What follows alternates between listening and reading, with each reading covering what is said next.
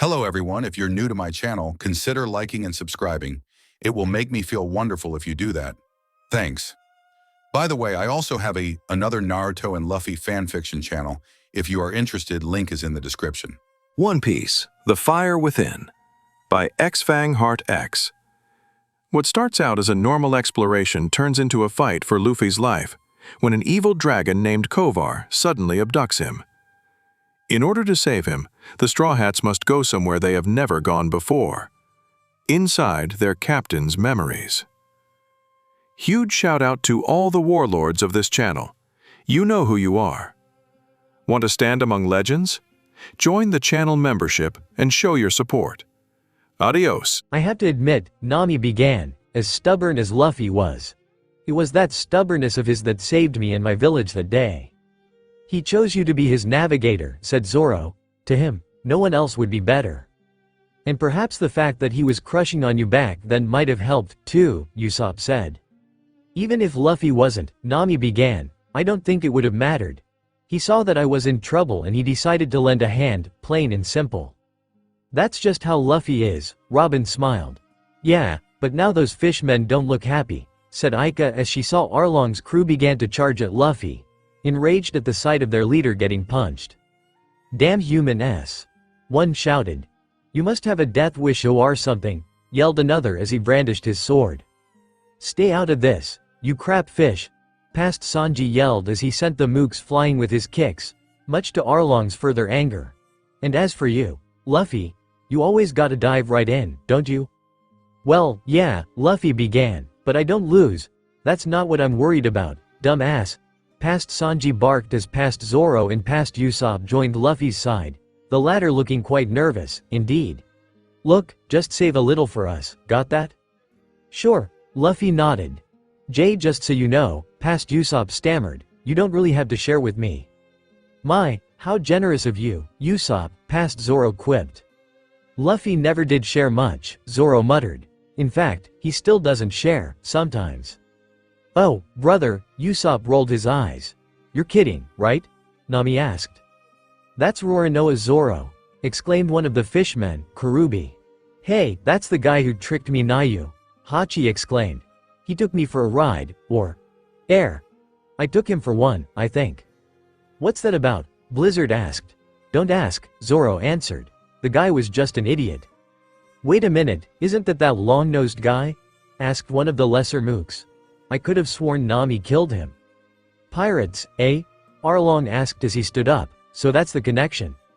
In the memory, the Straw Hats could hear the sound of the townspeople murmuring, but it was somewhat faded, so they deduced that Luffy was just too focused on Arlong to really listen to them. So, Arlong began, you human-s bags are here for Nami, are you? Shahahahaha. You're just 4 people from an inferior species. What the hell do you think you can accomplish? You think you can get away with making a fool of Arlong? Hachi asked. You'll pay for this. He then put his hand around his mouth and began to make a tooting sound, like a bugle. Momu, come here. Gah! Past Usopp cried. What is that? Here it comes, exclaimed one of the fishmen. The monster from the Grand Line that completely destroyed Gosa. Monster, Chopper, Brook, and Kumi questioned before they hid behind Blizzard, who rolled his eyes and shook his head. Oh, boy, Sanji muttered. I remember what happens here. What do you mean? Aika asked. What does happen here? You'll see, said Zoro. Come on out, Momu, Hachi called, and soon, something burst from the water in Arlong's pool. It was indeed Momu. But boy, did he look a pitiful sight.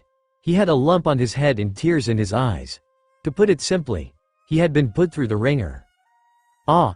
Past Usopp shrieked, it's the monster. What the? Hachi muttered in confusion. Momu, what happened to you? A pause. But then, Momu's eyes fell on Luffy and past Sanji, who glared up at him. Oh, it's the cow, Luffy said. I guess he works for these idiots, past Sanji mused. Moo-hoo, Momu wailed as he turned to flee. What did he say? Frankie asked. He said, I'm getting out of here, Chopper answered. Can't say I blame him, said Nami as she side-eyed Sanji, who chuckled sheepishly while Robin could only chuckle in amusement.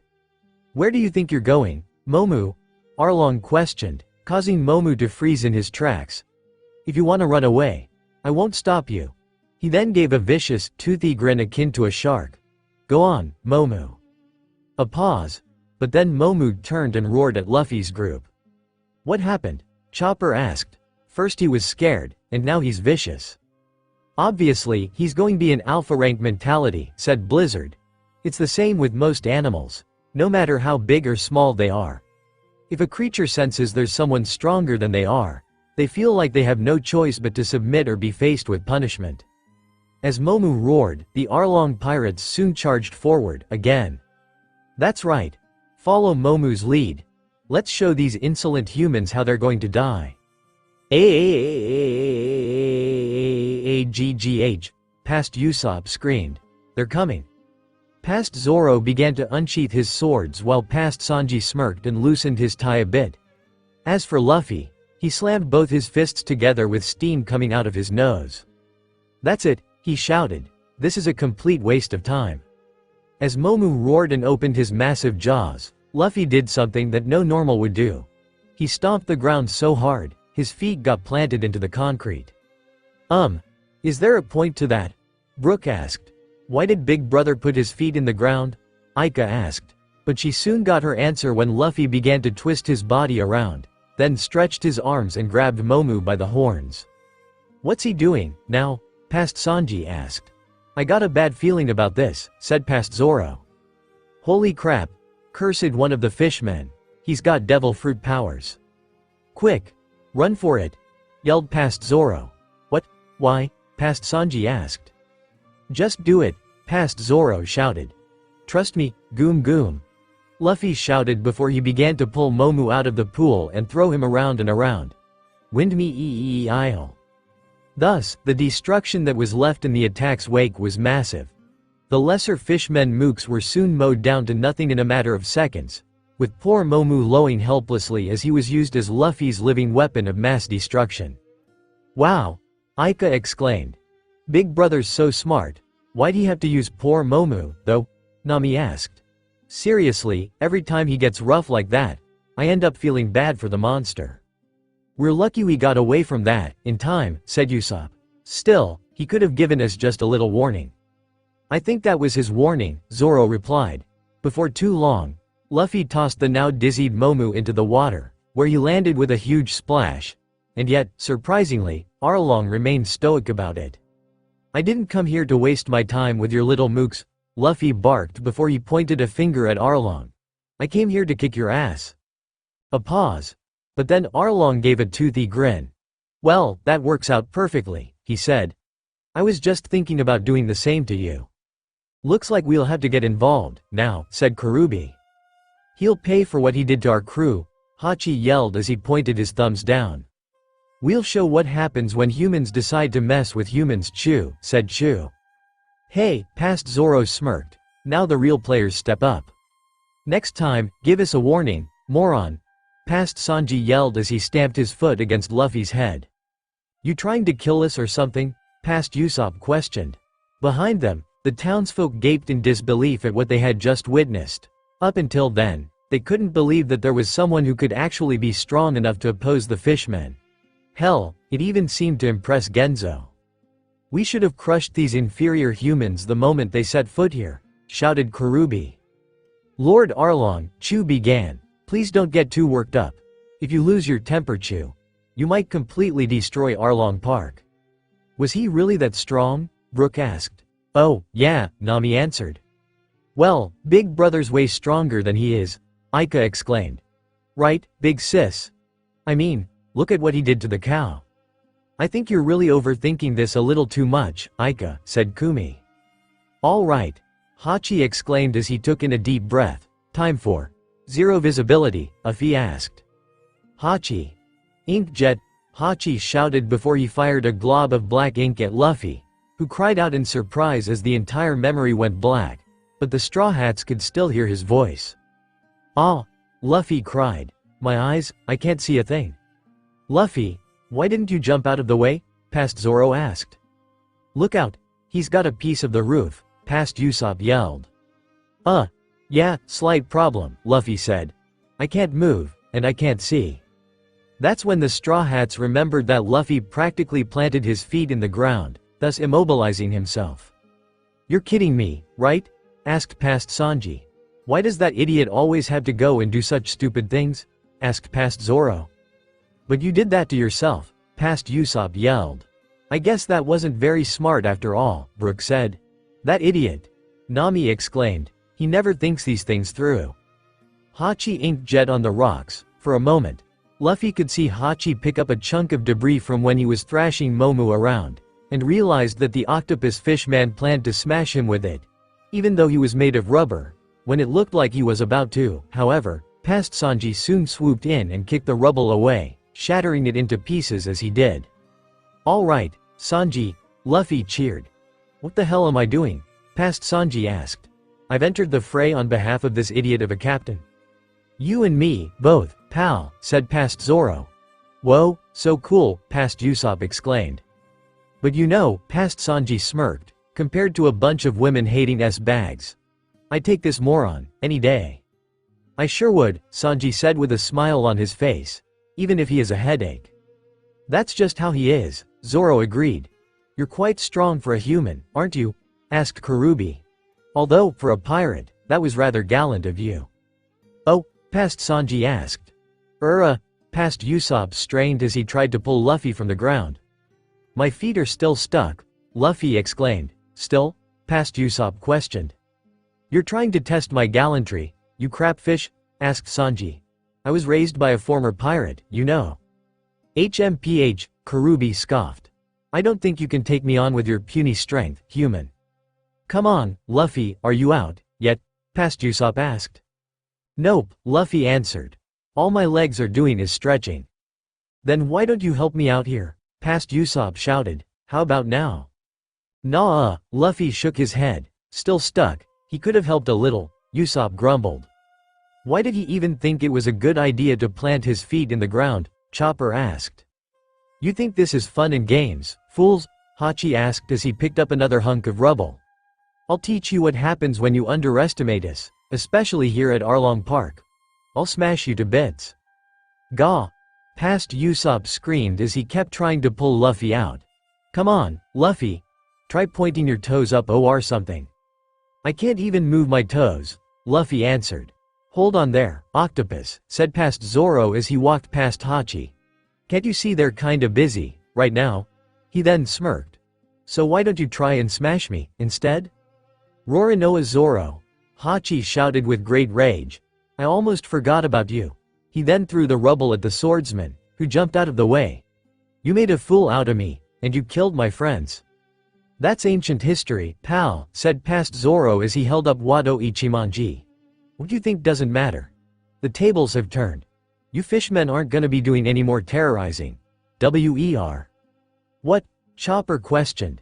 "Zoro, you weren't supposed to be fighting, your wounds still needed to heal." "Zoro," Robin said in a bit of a scolding tone. "I was fine," Zoro countered. "Geez, oh, sure you were," Nami answered. Sarcastically, that is, after it looked like a waterfall of blood was coming out of you. "Get off my case," Zoro yelled. "It's in the past, now." "Don't you yell at Nami like that, Mosshead," Sanji barked. "I can yell at whoever I want to yell at, even you, Dartboard," Sanji barked. "Quiet," Frankie yelled, silencing the two. "Thank you, Frankie," Nami said. "'S'all right," Frankie replied. "Phew," Past Usopp sighed. "Thanks, Zoro. I'll let you take it from here." Usopp?" Luffy asked. "What?" Past Usopp asked, only to gasp when he saw him slipping out of his grasp. Oh, crap. Unfortunately, before he could get a good grip on him again, the sniper accidentally let him go, causing Luffy to crash right into Chu before Luffy ended up standing back in the same place again. "Damn it," Luffy cursed. "Back here again. My bad," Past Usopp squeaked. But it seemed Chu wasn't in the mood for an apology. Before the Straw Hats realized it, Past Usopp turned and ran away while Chu chased after him, leaving Luffy behind while doing so. "Definitely not one of my best moments," said Usopp in shame. "But hey, at least I kept him away from the townsfolk. He was about to turn on them, next." "Wow, so you used yourself as a diversion," Chopper exclaimed. That's so brave, Usopp, Ika added. Well, of course, Usopp grinned. You know I could never let innocent bystanders get hurt. Yo-ho-ho-ho-ho, Brook chortled. That's Usopp for you. Thus, while the others were busy with their respective foes, Luffy was left with Arlong, who still had that same toothy, malicious smirk. You're mine, now, Arlong, Luffy shouted as he reeled his arm back and threw it at him. I'll kick the crap out of you. However, it seemed that his boast was nothing but hot air, for Arlong grabbed Luffy by the wrist. How pathetic, Arlong said. Did you fools actually think you have a chance at beating us? Honestly, we actually do, said past Sanji. Damn right we do, Luffy yelled in confidence. Now let go of my wrist, jerk. There's something you want to say to us, maybe? Asked past Zoro. No thanks, Arlong answered, as he pulled Luffy out of the ground with a chunk of concrete still stuck to his feet. Hey, boy. I know a little game we can play. Yikes, Luffy cried. What do you think you're doing? Put me down. Oh, no, Ika cried. What is he gonna do? Hey, how come he's looking at the sea like that? Kumi asked. He wouldn't dare, Nami whispered. He did, Zoro answered. Those who even taken one bite of the devil fruit can't swim, right? Arlong asked. Of course, given your current condition, you'd sink, either way. Sha-ha-ha-ha-ha-ha. Oh, no, past Zoro yelled. The sea, Luffy, get out of there, past Sanji shouted. Damn you. Luffy cursed. Gum pistol. He tried to punch Arlong, again, but his other fist got caught, too. Right in his teeth, which caused him to scream in pain. So, in retaliation, he tried to bite Arlong back, but that just made him angrier. Before he knew it, the saw-toothed shark fishman threw him into the pool, where he quickly sank to the bottom. Oh, no, Luffy, Chopper cried. Damn it, I should have known he'd do that, Frankie cried. As the world began to grow dark around Luffy and the sound of the ocean began to fill his ears, there was only thing the Straw Hats heard as the Straw Hats saw large air bubbles escape from their captain's mouth. Can't drown, here, have to save Nami. Oh, no, Ika cried as the memory went dark. Damn it, that cheating bastard, cursed Frankie. The battle started, and already Luffy's at near death, Blizzard shouted. How did he get out of there? Chopper asked. Nijiko and Old Man Jen managed to help him breath, Nami said. Even though Luffy was underwater, his body could still stretch, so they stretched his neck out and brought his head to the surface, then used chest compressions on him so he could breathe. At least, that's what they told me. I see, Robin said. In a way, they were doing CPR on him. So, what were you three doing in the meantime? Asked Brook. I was fighting with that manta freak, said Sanji. I was off, fighting for my life in an epic battle between man and monster, Usopp declared. You mean after you ran away like a chicken? AUP? Usopp yelled. And you, Zoro? Robin asked. Okay. I was.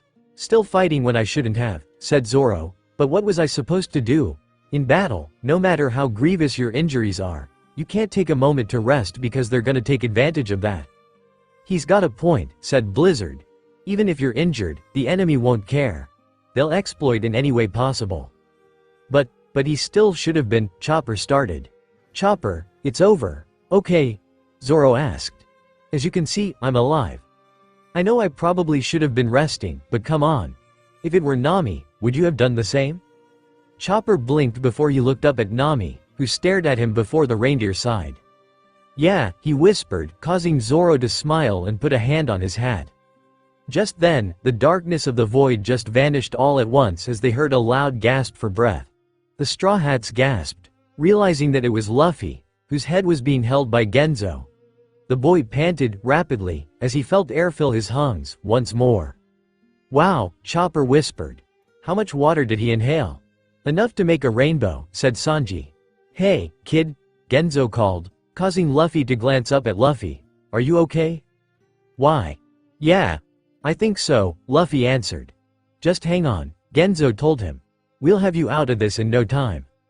Thanks, old timer, Luffy said before he blinked in slight perplexity. What is it? Asked Genzo.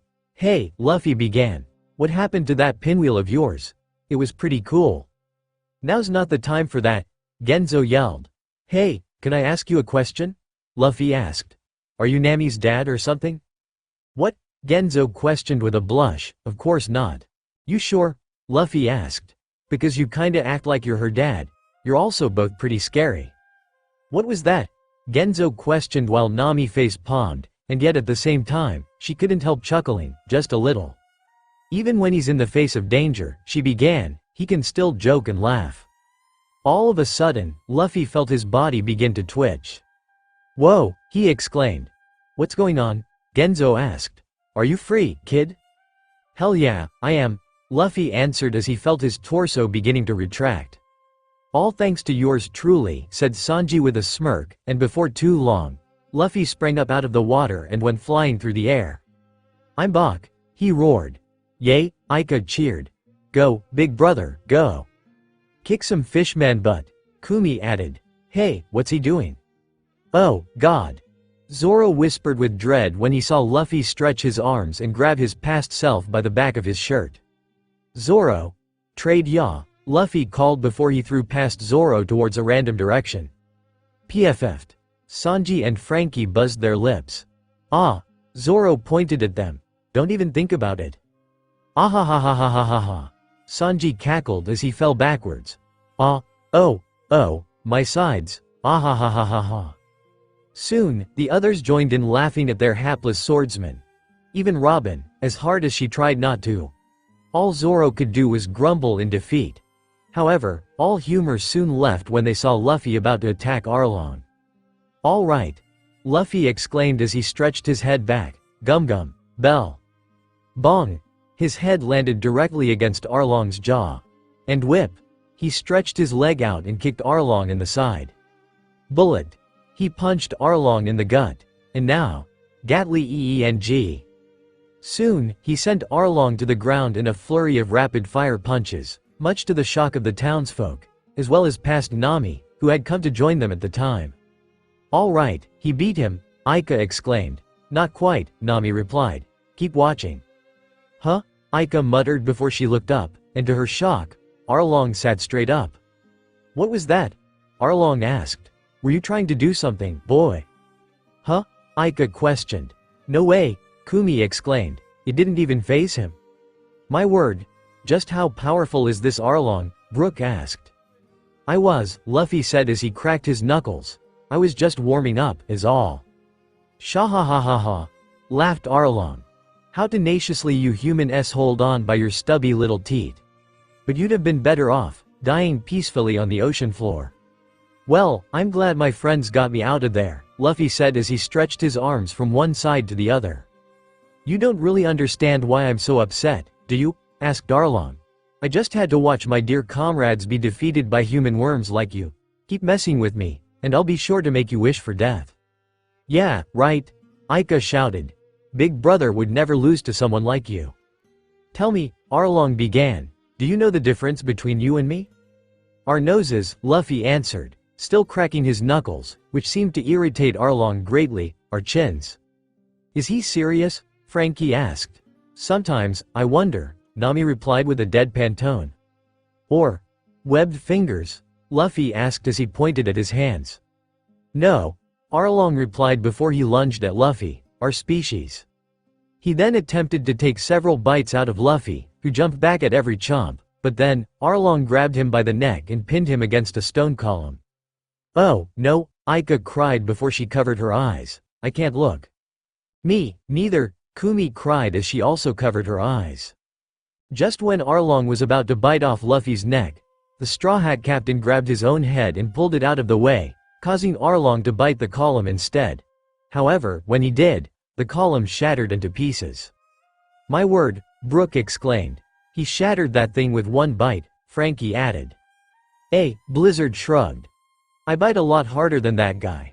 I can even bite through steel, now. Whoa, Luffy cried as he managed to free himself from Arlong's grasp. That was scary. Damn right it was, Sanji said. If Arlong had actually managed to get those jaws of his on Luffy, they'd leave more than just bite marks. He would have torn a good-sized chunk out of him. You sound like Robin, Usopp muttered with dread. Superhuman strength is the birthright of all fishmen, Arlong boasted. The heavens didn't smile on your puny kind in that regard. You humans are inherently inferior to us fishmen. From the moment of birth, an unbridgeable gap separates our species. I hate when he gets like this, Nami muttered. Always talking on and on about how fishmen are superior. Thank God that Jimbei wasn't like this insufferable jerkass, said Zoro. So what? Luffy asked. That's nothing. He then punched away the remainder of the column that Arlong had bitten. Who says you need strong jaws to shatter stone? Behind Luffy, he could hear Johnny and Yosaku laughing at Arlong, who grew even more enraged. It's pointless to argue with you, he said before he charged at Luffy. You humans are a weak, foolish species. You sink like rocks in the ocean. What can you possibly do? Maybe I can't do much, Luffy started as he picked up 2 cutlasses, but I have friends who will have my back. Huh? Chopper asked. Is Luffy gonna fight with those swords? Not likely, said Zoro. Luffy doesn't know the first thing about swordplay. Then why did he pick them up? Aika asked. I suppose he thought that if he used the swords, Robin began, he'd have more of an advantage. Soon, Luffy began to swing and slash the swords. Well, more like flail them about wildly, and he missed Arlong every time. What are you doing? Arlong asked with a smug grin. You're just swinging those swords about, wildly. He then pulled one cutlass out of Luffy's grip with his teeth. That didn't discourage him, however, for the boy swung the other sword at Arlong, who shattered the blade with one bite, as well. Enough of this foolishness, Arlong hissed, only for Luffy to whirl around and punch him right in the jaw, and the force of the strike was powerful enough to shatter his fangs. Yes, Aika cheered. Did you see that? He broke them. Don't celebrate yet, said Blizzard. I have a feeling that this is just the beginning. Arled his mouth. My teeth, you busted my teeth, you bastard. Ha. Luffy panted before he stood up straight. Like hell I would know how to use a sword, you dumb ass. Huh? Frankie muttered. What's he talking about? I'm a terrible sailor, Luffy began. I can't cook, and I definitely can't lie. Hey, past Usopp muttered in offense. Seriously, why did he think the only thing I could do was lying? Usopp asked. I know this much, Luffy said. Without my friend's help, I'd be dead, by now. Luffy. Nami whispered. Shahahahaha, laughed Arlong. You're quite clever, aren't you? Admitting how helpless you really are. What a burden it must be for your so-called friends to have an idiot like for a captain. I don't know why they fight so desperately to save you. You lack the slightest shred of dignity and ability. What makes you think you can be a pirate captain? What can you possibly accomplish? I'll tell you what I can accomplish, Luffy smirked. I can kick your ass. The memory seemed to pause, giving the Straw Hats a moment to reflect upon this. Luffy really depended on us, huh? Nami asked. It sounds that way to me, said Robin. But you know, I gotta wonder, Frankie began. Do you think that maybe, Luffy's not as confident in himself as we think he is? What's that supposed to mean? Zoro asked. Are you saying Luffy's got some issues with self-esteem? Sanji inquired. It's a theory at best, Frankie admitted. He said there were just some things he couldn't do on his own. If that's the case, Nami began, then don't you think he would have trusted us a bit more? If he knows he can't do anything without us, why not admit when he needs help? You know how stubborn he is, said Blizzard. Maybe he thinks he'd be burdening us if he asked for help. He expects each of us to carry our own weight. But if you need help, there's nothing wrong with asking, said Kumi. Like I said, Blizzard replied, he's too stubborn. On that, the memory resumed, and Luffy and Arlong continued to have their bout. By now, Arlong was using his own disconnected teeth like weapons, but the Straw Hats were quite shocked when Luffy used one of the fishmen as a living shield. They didn't think too much on it, though. Just a moment of desperation at best, and he probably didn't even realize what he was doing. At one point, it looked like Luffy wasn't taking things very seriously, especially when he put Arlong's discarded teeth in his own mouth and tried to bite him back with them. Of course, Luffy ended up getting more injured than before when Arlong managed to take a bite out of him. Although Luffy managed to bite back, it still didn't put too much damage on him. As the fight went on, it almost looked like Arlong was going to bite off Luffy's arm, but Luffy managed to slam him into the ground, free his elbow, and then wrenched Arlong's broken teeth out of his side. Robin decided it was best to cover Aika and Kumi's eyes by this point, as if sensing that something very violent was about to happen. As for Chopper, he was watching with his usual expert doctor's eye, and he could tell, right away, that Luffy was beginning to feel fatigued. The loss of blood from Arlong's bites were beginning to get to him. Soon, Arlong decided to try and play dirty by hiding in the water, and then leaping out and hitting Luffy with his shark on darts attack, and since he was faster in the water, it was nearly impossible to dodge his attacks, and Luffy only groaned as he felt his blood seeping out of his stomach. Despite this, though, he continued to try and fight back while Arlong mocked him. However, in a stroke of pure luck, Luffy managed to dodge him again, and Arlong's nose ended up getting stuck in the concrete. Huh? Frankie muttered. He's stuck, Brook said. Does that mean that Luffy won? Not quite, Nami replied. And to confirm this, just sprang up and hit Luffy again, knowing his guard was down, and took advantage by getting in at least 5 more hits on him before jumping back in the water. Despite past Usopp, Johnny, and Yosaku urging him to run and hide, Luffy refused, declaring that he would knock Arlong out, somehow. All he could do was stand at the pool and wait for him.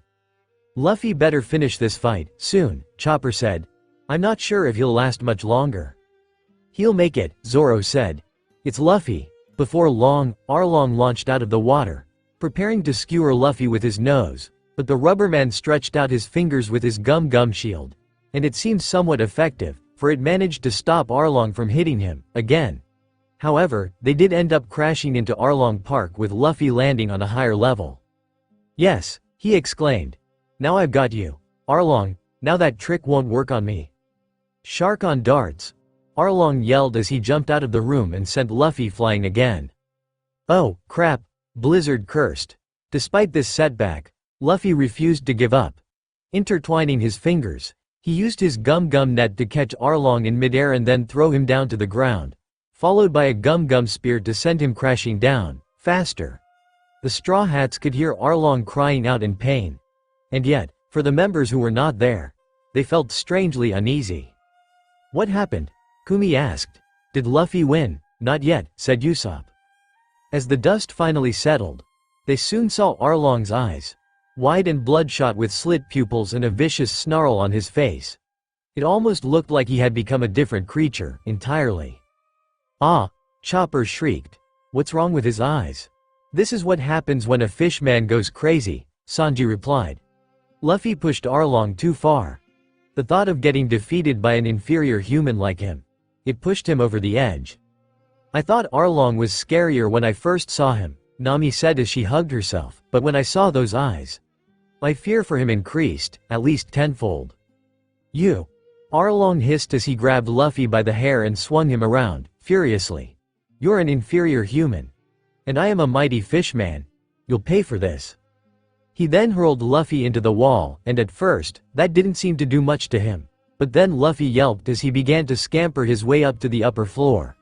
That's when Arlong reached inside the wall and then pulled out a gigantic, saw-like blade, his shark saw. That's a big sword, Frankie exclaimed. That's no sword, Zoro replied. It's a saw. Soon, Arlong began his relentless pursuit, chasing Luffy up the tower while the latter scurried up the rooftop like a monkey, and every time, it almost looked like the shark saw would catch him. Eventually, Luffy managed to reach the very top, but now, it seemed he had nowhere to run, until he looked to his right and spotted a window. Knowing this was his only chance, he ducked his head and jumped through the glass, not caring that some of it might have pierced his skin. When Luffy stood up, he found himself in a room, filled with maps, bookshelves, and cartography tools. A map room? Usopp asked. It's filled with all kinds of sea charts, Robin said. This was my room, Nami said with great hatred. No, more like it was my prison. The Straw Hats all turned their eyes on their navigator, who hugged herself as her body began to shudder, uncontrollably. Every day, every time I came back to my home, Nami whispered. He'd force me in here, and make me draw his damn maps for him. She gritted her teeth, trying to choke back her sobs. Whenever I drew something else, or if I ever cried in front of him, he beat me to the point where I was bloody all over. I was tortured, every single day, for 8 whole years. She then whimpered as tears fell from her eyes. It got so bad. I even thought of killing myself, just to get away from it all. My God. Sanji whispered in horror. Big sis, Aika said, sadly. Oh, Nami. Robin said as she put her hand on her shoulder. I'm sorry. Nami sniffled. We understand, Zoro replied, causing Nami to look at him. So room. Looks like this is the end for you, he said with that same toothy grin of his. What's this room? Luffy asked, and what's with all this paper? This isn't your ordinary paper, Arlong shouted. This is the map room, where that girl draws all of her maps. So, this is Nami's room? Luffy inquired as he looked around. All of the maps you see here are sea charts that Nami drew for me, Arlong replied. Impressive, don't you think? 8 years of hard work, my greatest treasure. I see, Luffy said before his eyes fell upon a blood-stained pen, obviously Nami's. We fishmen may be capable of gathering all the information of the sea, Arlong continued, but we're nothing without a good cartographer, and I've never seen more accurate maps than hers. Nami is truly a genius. And there is nothing more tragic and stupid than someone wasting their talents. This pen is stained with blood, said Luffy as he picked up the pen and inspected it. Why is Luffy just sitting on the floor, looking at a bloody pen? Kumi asked, worriedly. For Nami, this is her greatest happiness, Arlong said. I can have her doing what she loves best. What the hell does he know about someone's happiness? Asked Blizzard, hatefully. He murdered Nami's mother in cold blood. You think she'd be happy, working for her mother's murderer? That bastard really makes me sick, Sanji growled. For me to rule the world, Arlong began as he put the shark saw near Luffy's neck. Nami's sea charts are absolutely vital. She will continue to draw her sea charts for the sake of my ambitions. Once I have all the maps of all the seas in the world, we fishmen will be unstoppable, this world will mine. Who does he think he's kidding? Frankie asked. Even with all the maps in the world, Brook began, there's no way he could accomplish such a thing. He was merely having delusions of grandeur, said Robin. And it all starts right here on this little island in the East Blue, Arlong said. Then, I will move on to all of the East Blue. You can never use her like me, she would be wasted on you. Luffy suddenly tensed up, and the memory began to change red. Did he say, use? Oh. Blizzard muttered as he watched Luffy raise his hand up and grab the blade of the shark saw. And for some reason, Arlong seemed to be having trouble moving. Then, with an angry growl, Luffy squeezed on the blade until it shattered like glass. My shark saw! A shocked Arlong exclaimed. You bastard! Luffy hissed. What the hell is Nami to you? Shahahaha!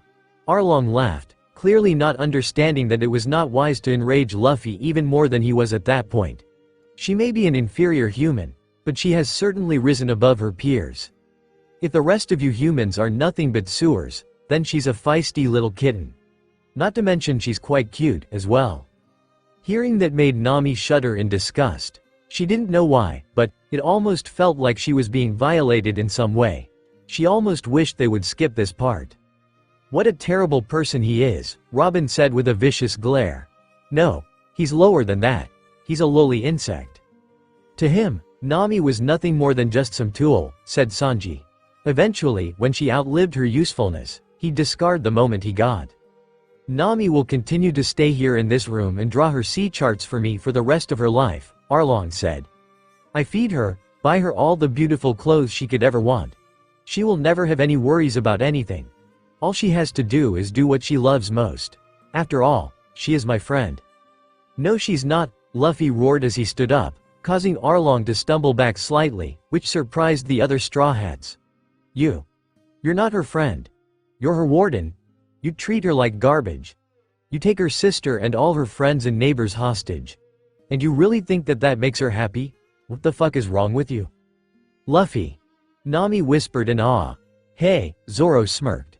Tell it like it is, Captain. You know, it occurs to me, Robin said. Nami isn't the only human girl that Arlong associated with. Didn't Fisher Tiger look after another girl? Koala? Hey, you're right, Sanji exclaimed. Jinbei told us about her, isn't she with Sabo, now? But what does she have to do with any of this? Usopp asked.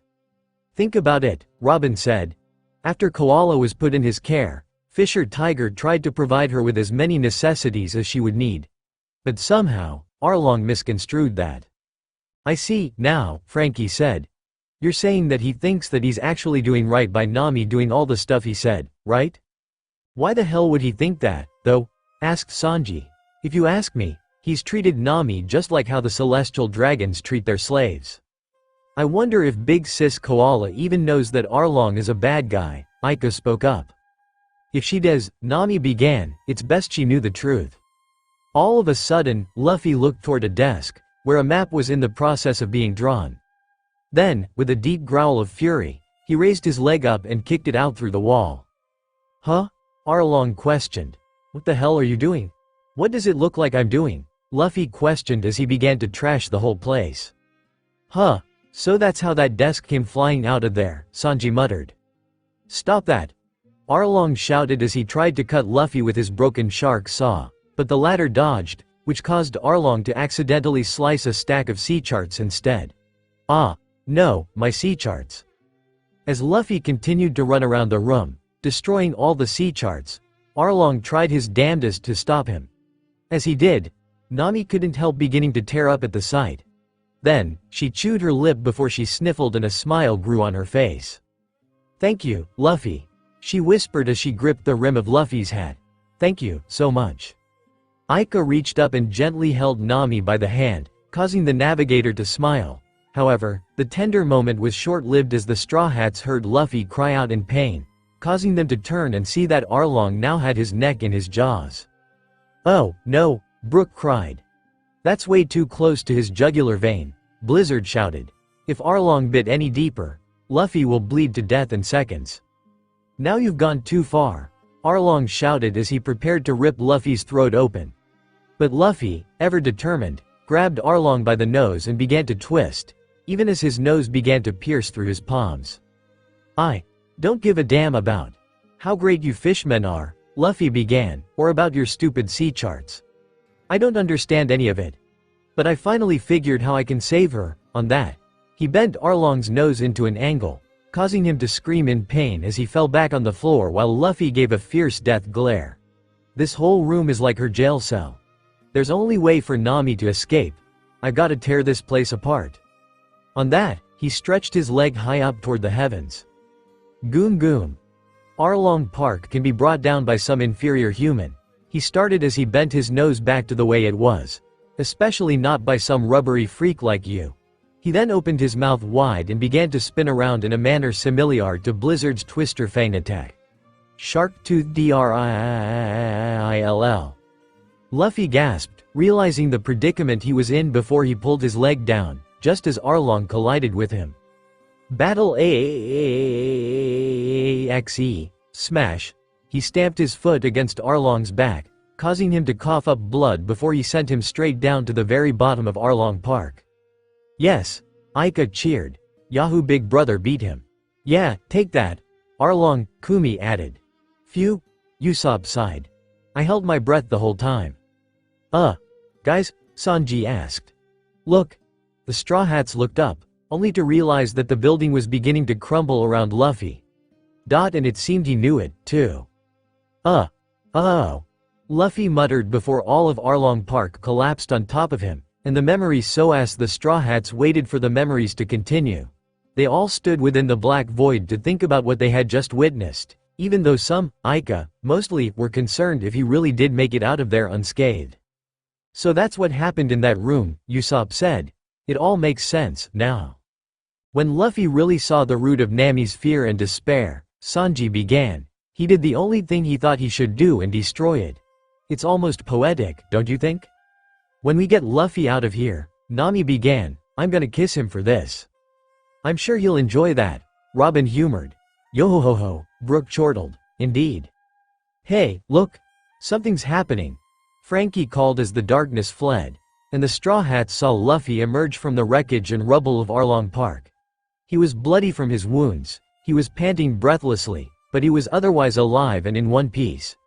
At first, the Straw Hats seemed concerned, because for the first few minutes, he didn't speak. But then, he took in a deep breath and yelled at the top of his lungs. Nami!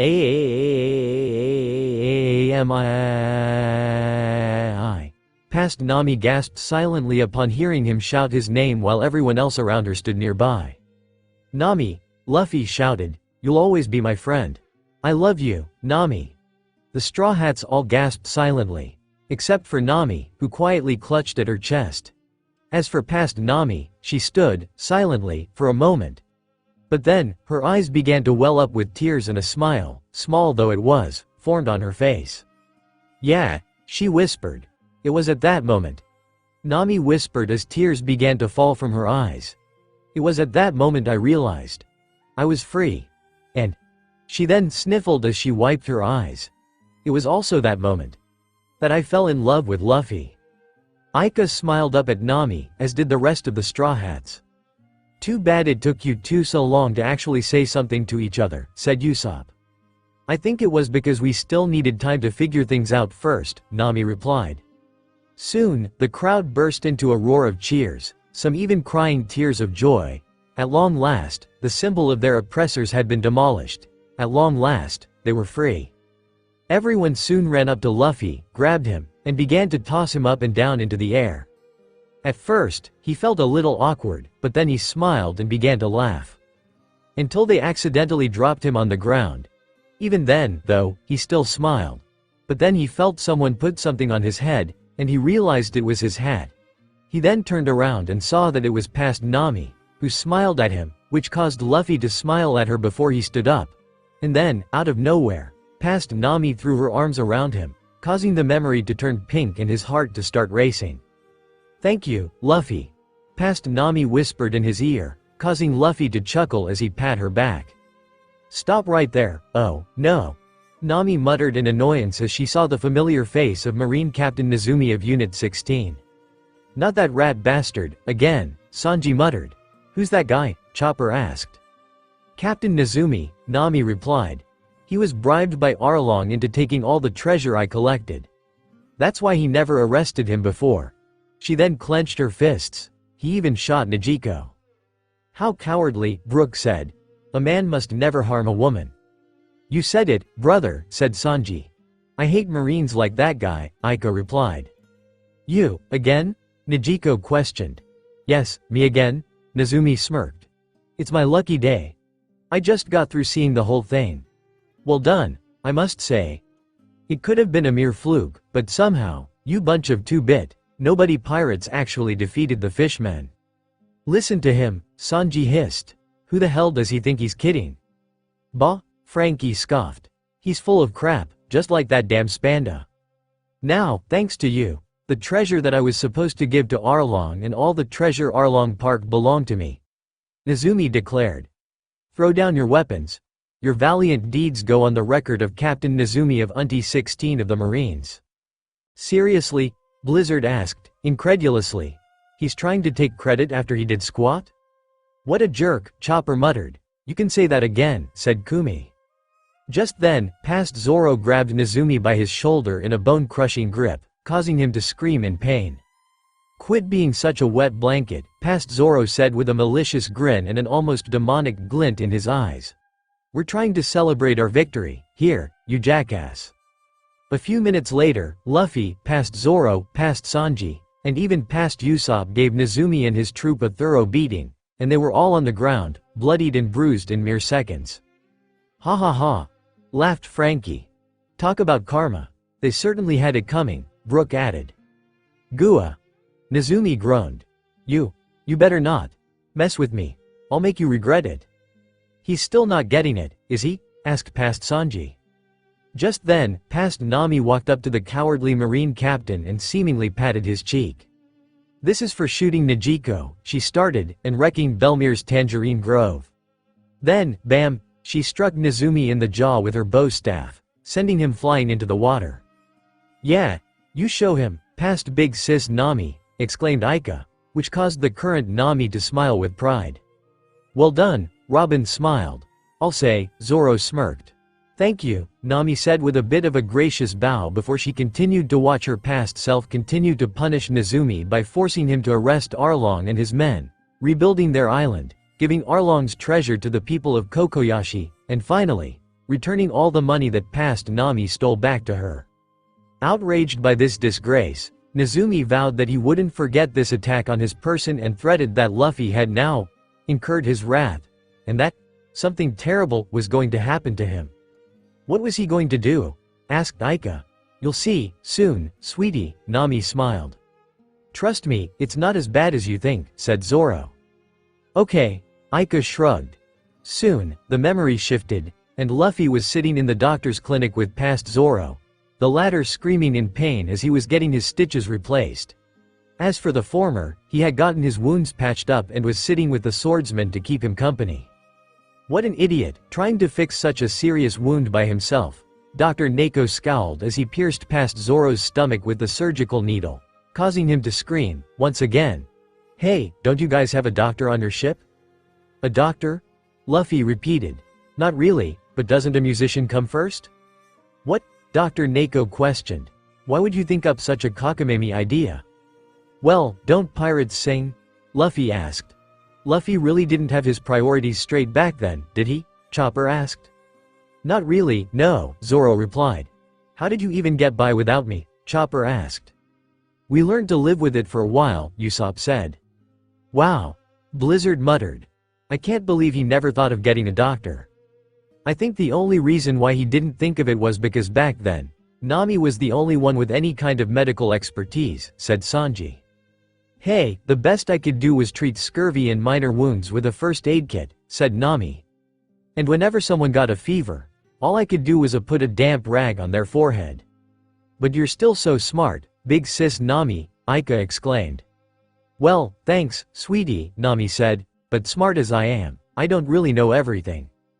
The memory changed, once again, and this time, it was nightfall. The whole village was alive with music, singing, and dancing. After the defeat of Arlong, it was time for Kokoyashi village to celebrate their freedom. Whoa, talk about a bash, Frankie exclaimed. It's super. Yeah, the whole island practically came, Nami replied. It was one hell of a party. Yo ho ho ho, Brooke laughed. Makes me want to sing, just watching them. But where's Luffy? Asked Chopper. There, Nami said as she pointed at the straw hog who knows where with slabs of meat in his fingers. Where's he going? Asked Usopp. Oh, I told him about this prosciutto and ham that I was eating at the party, said Sanji, so he ran off to go find it. As Luffy continued to wander in his relentless hunt for food, he soon came upon Genzo, who, for some reason, was pouring sake over a wooden post, which caused Nami to gasp silently, ignoring the fact that Luffy had startled Genzo with his shouts of food. Whose grave is that? Robin asked. My mother's, Nami replied as she felt tears form in her eyes.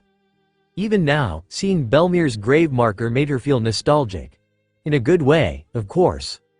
While she was still sad about her adopted mother's death, she was still grateful for everything she had done for her and Nijiko, both, even if back then, she didn't really act like it.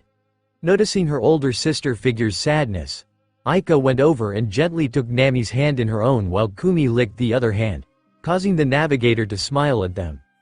I'm fine, girls, she reassured. Thank you. Aika and Kumi both smiled, the latter wagging her tail, happily. What's this? Asked Luffy. A grave, did someone die? Yes, Genzo replied. Nami's mother, she died, a long time ago. Nami's mom, huh? Luffy repeated with a slightly somber tone. So she's not the only one who lost her mom. Oh, Luffy. Nami whispered, knowing he was talking about Star. I give my deepest. Confidence, Luffy said as he bowed his head. Wait, that's not right. My deepest. Condiments. No, that's not right either. My deepest, My deepest condolences, Genzo correct. Yeah, thanks, Luffy replied. Boy, Genzo spoke. I heard Nami's going to sail with you and your crew as your navigator. It'll be very dangerous. But I'm going to trust you to protect her from now on. Luffy felt his eyes go wide at this, while Nami blinked in surprise. But listen here, Genzo began, if you do anything to take away Nami's smile, I'll hunt you down and kill you, got that? I wouldn't do anything like that, Luffy started, only to be interrupted. I said, got it, Genzo questioned, causing the raven-haired teen to gulp before he nodded. Yeah, I got it, he said. Good, said Genzo. Now, if you don't mind, I'd like to left alone a little bit longer." Luffy blinked before he turned and walked away, heading back into town, where everyone was still partying. However, for some reason, the sounds of music, laughter, and singing seemed to be drowned out and everything became a blur, except for Luffy himself. In fact, if the Straw Hats didn't know better, it almost looked like Luffy wasn't even paying attention to where he was going or what he was doing. "What's gotten into him?" asked Zoro, trying to hide his worry. "I think it might have been what Genzo said to him," Nami said. "He said he was going to trust Luffy and the others to protect me. I think that might have gotten to him, a little." "I guess that makes sense," Sanji replied. "If you ask me, the old man might have been putting the pressure on him, just a little." Before long, Luffy found himself standing on the outskirts of the village, again, but this time, he found himself at a house, and he could make out past Nami coming out of the door.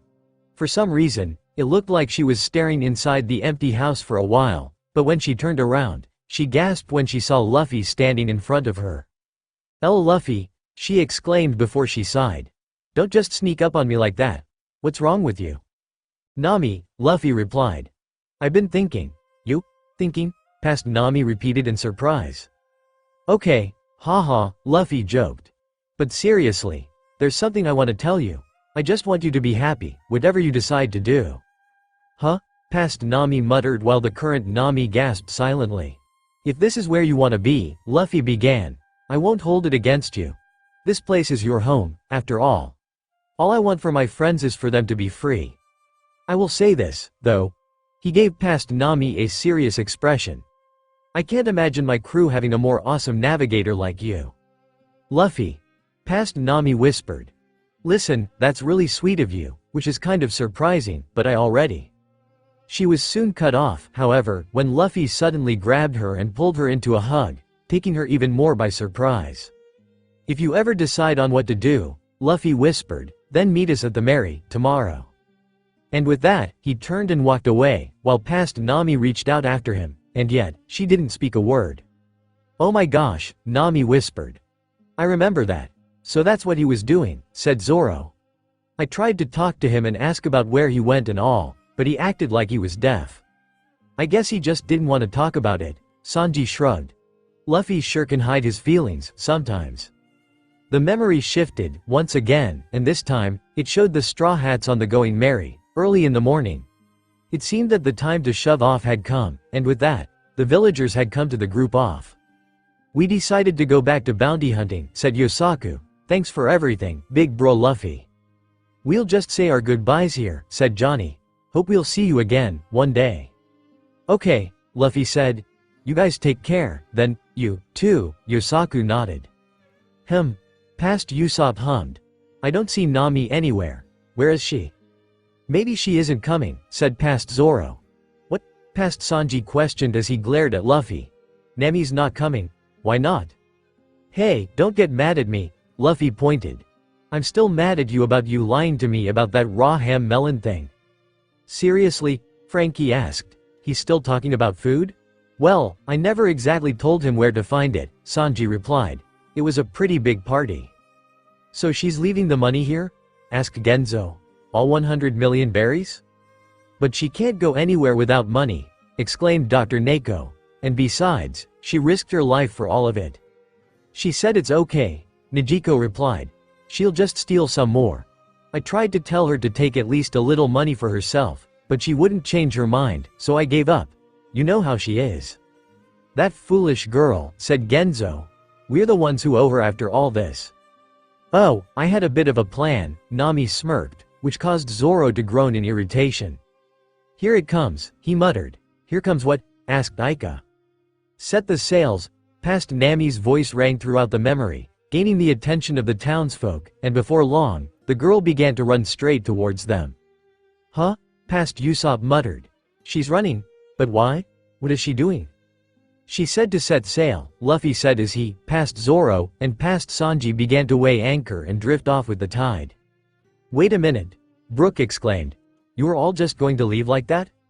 "Wait for it," Nami said as she watched her past self run and weave around the villager before she finally jumped off the pier, just as the Going Merry was beginning to drift away, and for a moment, it almost looked like she wouldn't make it, But then Luffy gasped as he ran up and grabbed her hand, catching her by the wrist before he hoisted her up. "You okay?" Luffy asked. "Couldn't be better, actually," past Nami replied before she raised up her shirt a little, which caused Luffy to blush a little, again. And not long after, little wallets and coin purses began to fall out and pile around her feet. It was then that the Straw Hats, both past and present, and the villagers realized that past Nami had picked the pockets of the townsfolk. She then took out a 10,000 berry bill, kissed it lightly, and smirked at her neighbors. "Thanks a bunch," she called, which caused them all to yell at her, angrily. But soon, their anger turned to endearment. "You picked their pockets, and yet they let you get away with it," said Zoro. "Talk about enabling." "What's that supposed to mean?" Nami asked with a glare while Robin chuckled in amusement. "How Snee said. She, Aika giggled. Sneaky big sis. I see she hasn't changed at all, past Usopp murmured. She just might double-cross us again, said past Zoro. Nice one, Nami. Past Sanji praised while Luffy only laughed at the trick that his crush had pulled. Hey, boy. Genzo called out to Luffy, who glanced back at him. You better not forget out promise, got that? Luffy blinked at Nami's father figure for a moment, but then he smirked before he flashed a thumbs up. Bye, everybody, past Nami called. I promise I'll be back, one day. As the Straw Hats sailed away, Luffy glanced over at past Nami and saw the tattoo that the current Straw Hats were all used to. Hey, what's that? Luffy asked. You got a new tattoo? Oh, yeah, past Nami replied. It's a tangerine and a pinwheel. A tangerine and a pinwheel, huh? Luffy asked before he smiled. Cool, it suits you. Thanks, past Nami smiled back, which caused the memory to turn pink and Luffy's heart to start beating, again. Nami's smile. It's so pretty, because it's real. I don't want to do anything that might take that away from her. You could never take away my smile, Luffy, Nami replied as she held Luffy's hat on her head. You didn't take it away back then. You do nothing to take it away now, and you never will. The Straw Hats all smiled at Luffy as the memory faded to black. Soon after, a new memory appeared, and this time, it was night, once more, and Luffy was sitting on the figurehead of the Mary, again. The moment they saw him looking up at the sky, the Straw Hats realized that their captain was talking to Star again. Hey, Mom, Luffy said. Me, again. Hope I'm not bothering you or anything. I'm not, right? He took the Star's silence as a no, so, here's the thing, Luffy said. I got Nami to join us, finally, but, it turns out her mom's gone, too. Nami's eyes went wide while the Straw Hats glanced at her. So, can you do me a little favor? Luffy asked. You don't have to if you don't want to, but if you see Nami's mom up there, can you tell her that Nami's doing okay now and she doesn't have to worry about her anymore? Because, I promise I'll keep her safe. I won't let her anything happen to her and I'll make sure she's happy. Oh, Luffy. Nami whispered as she tried to fight back her tears. But it was just so sweet, hearing him say that she just couldn't stop herself from crying. The stars twinkled slightly, causing Luffy to smile. Thanks, Mom, he said before he yawned and stretched his arms. Oh, man, am I tired. I'll talk to you again, soon, Mom, good night. On that, he turned and headed off to bed. He was so thoughtful, Frankie whimpered as he tried to fight back tears. Just when I thought I couldn't love him any more than I do now, Nami said, which prompted Robin to put a hand on her shoulder. Ever since you joined him, Robin began, all he could think of was your well-being. He really thought that your mother might have been worried about you. Thank you, Luffy, Nami whispered. The memory shifted, once again. It was morning, now, and the Straw Hats just finished eating their breakfast. Luffy tried to snatch Usopp's food while he wasn't looking. Things seemed relatively peaceful. Except for the fact that past Nami was ranting about the rising price of the newspaper to the newsku that delivered. Luffy didn't seem to pay much attention to that, though, since he seemed more preoccupied with getting one of past Nami's tangerines. Just one. He whispered as he reached up to grab the plump, orange fruit. Oh, boy. Usopp said. 3, 2, 1. Bam, before Luffy realized it, he was kicked in the gut and was sent crashing into past Usopp, who ended up spilling some Tabasco sauce in his eyes, which of course, sent him screaming in pain at the spiciness of it. I thought I told you to keep your hands off, past Sanji barked. "Oh, come on," Luffy complained. "I just want one of him." I said no, past Sanji answered. "This is Nami's tangerine orchard, I won't let you one paw on it." He then went into his lovey-dovey mode. "Nami, see how well I'm guarding your trees." "Yeah, thanks, Sanji," past Nami replied. "Wow, she sure had you wrapped around her little finger, dartboard," said Zoro. "What a sad sight." "Shut up, moss head," Sanji shouted. "I was just trying to protect her grove from that glutton." "Geez, he just wanted one," said Frankie. "I was kind of protective," Nami replied. "I was afraid that he'd eat more than one." Don't I feel bad?" "Aw, come on," Luffy pouted. "Can't I just have one? You're so mean." He then stuck his tongue out at past Sanji. I said no, past Sanji enforced. "Oh well," Luffy grinned. "I'm in a pretty good mood. Anyway. She, we're finally going to the Grand Line, today." "That's what he was so chipper about?" Frankie asked. "Well, he wanted to go to the Grand Line, first and foremost," said Zoro. "Well, at least now he's a bit prepared for it," said Brook. "The world sure has gotten chaotic," past Nami noted as she flipped through the pages of the newspaper. They just had another coup d'etat in Villa. Just then, something slipped out of the pages, causing the group to look down at the deck. And they all gasped upon seeing that it was a wanted poster, with Luffy's grinning face plastered on the front of it. "Luffy's first bounty." "What?" the past Straw Hats questioned in shock before Luffy went and picked it up. "Wow!" Aika exclaimed. "Big Brother's first bounty. How much was it?"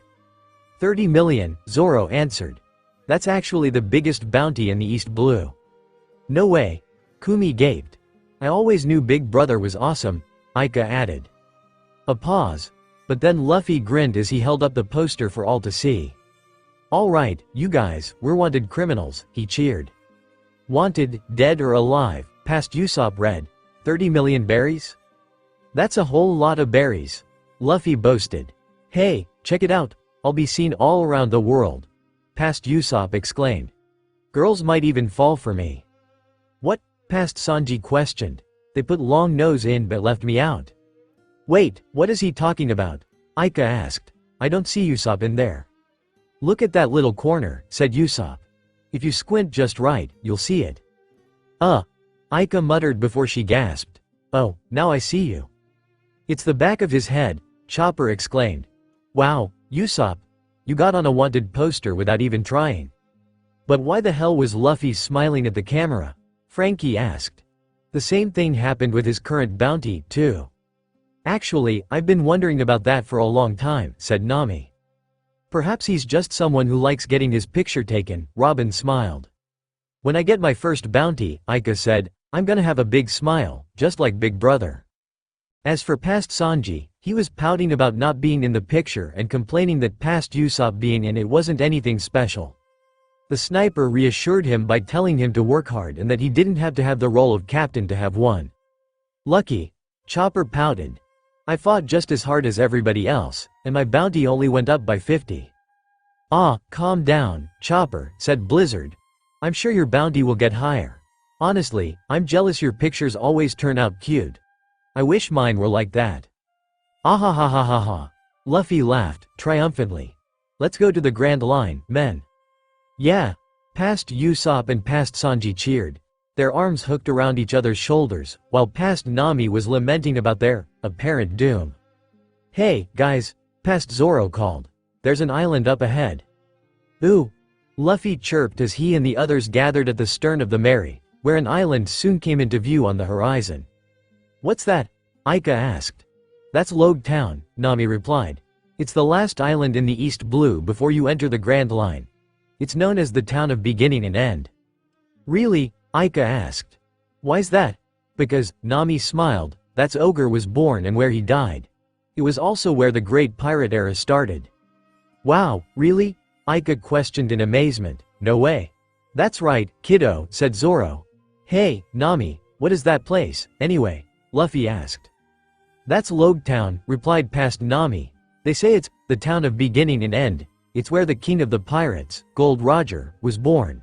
And also where he was executed." "So this is where the first king of the pirates died, huh?" Luffy asked with an eerily serious expression.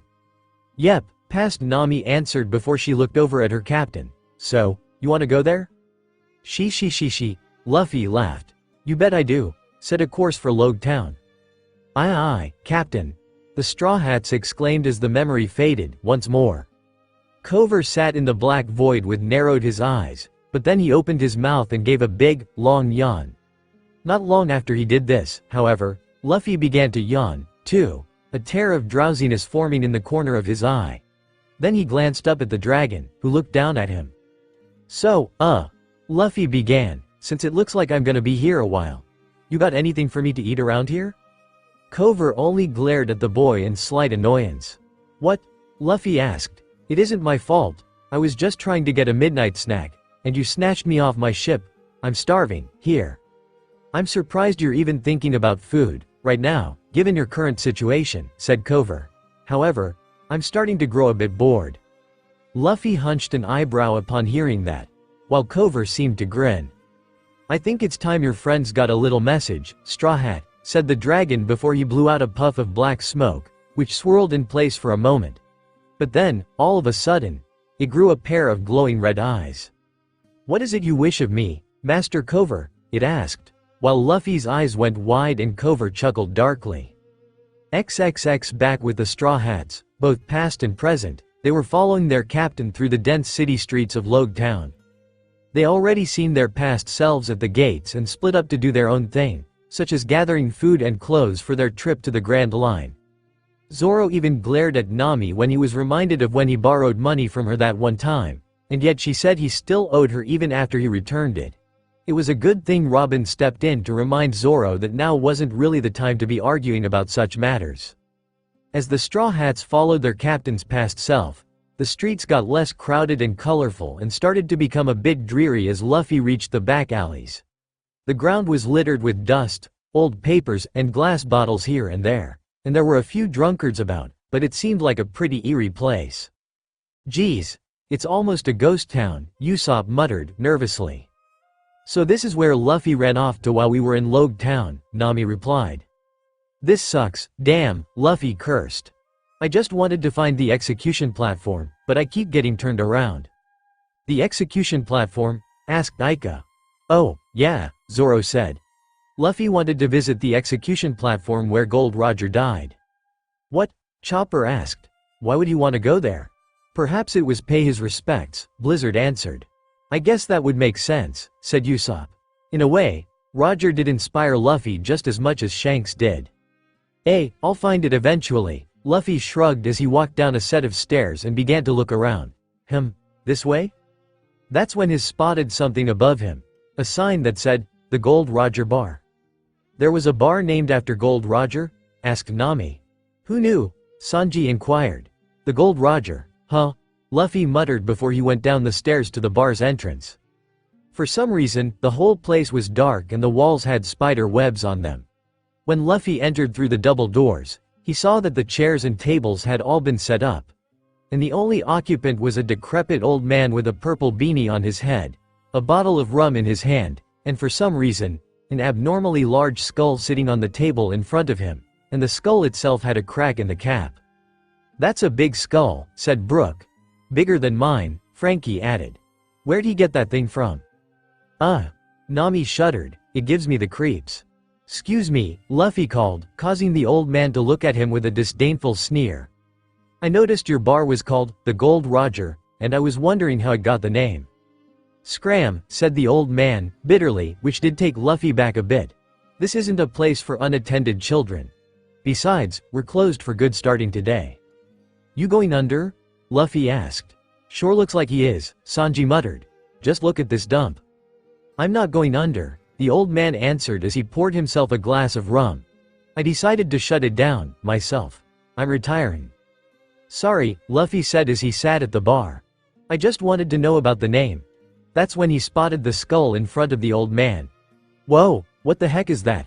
Hey, it's a giant skull. That's so cool. Killer Giant, said the old man. One of the worst villains to ever haunt the waters of the Grand Line. He clinked the glass in front of the skull. He sent many pirates to their deaths over the course of his life. Huh. Luffy muttered.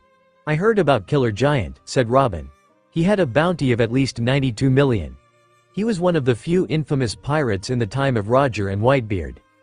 Why was he called Killer Giant? Asked Ika. He was taller than the average human, said Robin. If he was in this bar, his head would probably go through the ceiling. Ow, Frankie muttered. Luffy, on the other hand, stared at the old man in intrigue as the old codger smirked. But it only took Gold Roger to strike the behemoth down, he said. Gold Roger killed him?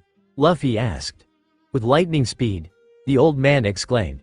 You see, Killer Giant had this massive blade, but the fight was over before it even started. He then pointed at the crack in the skull. And this is the wound that did it. Is that true? Asked Chopper. Robin nodded. I guess it would make sense, said Zoro. A guy that size, lugging around a huge sword like that. They may have great power, but they give up speed as a result. All the while, Luffy had this massive grin on his face, like he was a kid again, listening to a fairy tale, and it looked like Usopp, Chopper, Ika, and Kumi weren't too far off themselves, for they all had these looks of awe on their faces. Killer Giant was a waste of human flesh, anyway, the old man went on, but he proclaimed with his dying breath, Gold Roger, I take my hat off to you. You will forever be the king of the pirates. Awesome. Luffy whispered in amazement, tell me more. Eric Dow, the man known as King, the old codger continued. Silver, the world-famous gunman. The Giant Gowns brothers. They were famous for their strength, for they were indestructible demons, feared by everybody.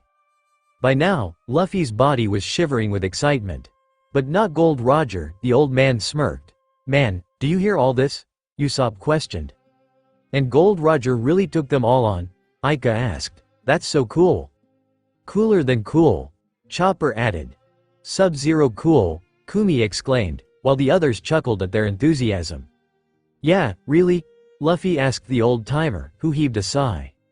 You're the first one in a long time who ever likes to hear my stories, he said. Nobody else ever seems to be interested. Well, I do, Luffy replied. Tell me more, don't rush me, boy, the old man said. Now. Gold Roger. I suppose even more, he was the only man who wasn't afraid of entering the Grand Line. He then began to explain how he had met Roger back in his bar, when he and crew were partying the night away. Back then, the Grand Line wasn't a place that people wouldn't even dream of entering, saying it was a place of evil, but Roger, he showed no fear about it, whatsoever. Hell, he actually laughed at the thought of there being evil. His crew drank the bar dry and then he left the next morning, like he was going out to do some sightseeing. The first half of the Grand Line wasn't really that bad, said Sanji. Now, the New World. That's the real thing people are afraid of. Tell me about it, Nami concurred. Yo-ho-ho-ho, Brook chortled. When I heard he had conquered the Grand Line, I wasn't surprised, the old-timer said as he swirled his drink in his glass. I was happy that he was the one who survived those evil seas. Luffy looked like he couldn't contain his excitement for much longer. He sat on the stool, fidgeting like he was hyped up on sugar. On this day 22 years ago, the old man began.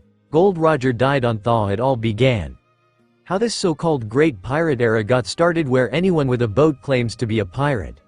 But look around this once great town. I bet you won't be able to find yourself a real pirate. Nothing here but cowards and s. The Straw Hats noticed that the old bartender said that with bitterness as he put his drink on the table. Well, I can't say he's wrong, said Frankie. Yeah, some people just don't have the balls to enter the Grand Line, said Zoro. Nobody except for Luffy, Robin humored.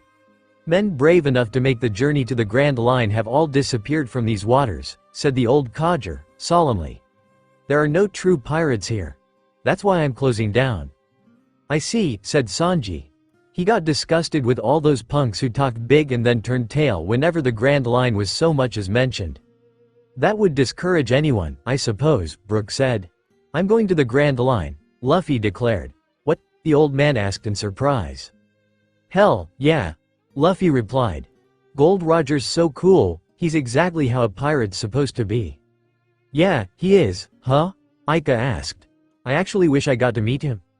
That's why I'm here, Luffy exclaimed. To go to the Grand Line, get my hands on the One Piece, and then become king of the pirates. A pause. But then the old man gasped, as if he saw a ghost. But the Straw Hats knew why he froze like that. They saw it back when they met Rayleigh. Looking at Luffy was like looking at Roger himself. Those are some pretty big words, the old man said. I only said what I meant, said Luffy. Hee, laughed the old codger. Young man, if there are more people like you out there, should I hold off on closing this place? I dunno, Luffy answered, bewildered. It could just be me. That's right, the old man said as he got out of his chair and walked behind the bar. It could just be you. In that case, let's have a drink. I haven't been in this good a mood in some time. I don't drink alcohol, said Luffy, causing the old man to laugh again. All right, then how about this? He asked as he put down 2 glasses of milk. Let's raise our glasses together, to the eternal king of the pirates. He then took off his hat while Luffy grinned and picked up his glass of milk. Here's to the king of the pirates, he declared before they both tapped glasses before the memory faded to black. It seems Luffy was going around, inspiring a lot of folks, Sanji smiled. You're telling me, Zoro said. Big Brother is so amazing, Ika said, whimsically. It's no wonder he's the one who leads us, Robin said. I know I'm probably repeating myself, here, Nami started, but I think I speak for all of us when I say that I'm proud of Luffy. We all are, Usopp concurred. Hey, guys, look, Chopper called, gaining everyone's attention as the memory began to return, and the Straw Hats saw that Luffy was standing in front of the execution platform in the middle of town. For some reason, he seemed tense, which was unusual for him. The Straw Hats could hear his heart pounding and he swallowed the lump that had formed in his throat. So this is it, he said. This is where Gold Roger, the king of the pirates, died, and where the great pirate era began. Big Brother seems so uneasy, all of a sudden, Ika said. He's not uneasy, Blizzard answered. He's in awe. This is where it all began, Ika. When the world government put Roger here on this execution platform, they expected that his death signified the end of all pirates, altogether. But no. Instead, he inspired many more, your brother included. Whoa. Kumi whispered. Soon, Luffy stretched his arms and grabbed onto the platform and rocketed himself up to the top before he looked out towards the horizon. And the Straw Hats could just barely make out some storm clouds beginning to form in the distance. And by the looks of things, they were coming in quite quickly. Those clouds make me feel rather nervous, Brook said, worriedly. Yeah. A storm was about to hit Logtown soon, said Nami, and Luffy was going to be right in the middle of it. Hey, a man's voice called in the memory. Some maniacs up on the execution platform. Before too long, a crowd had begun to gather around the scaffold while Luffy just kept looking toward the horizon. Whoa, this is awesome, Luffy exclaimed. So this is what it must have been what the king of the pirates saw, right before he died. Well, at least he got a pretty amazing view. Oh, great, Usopp muttered.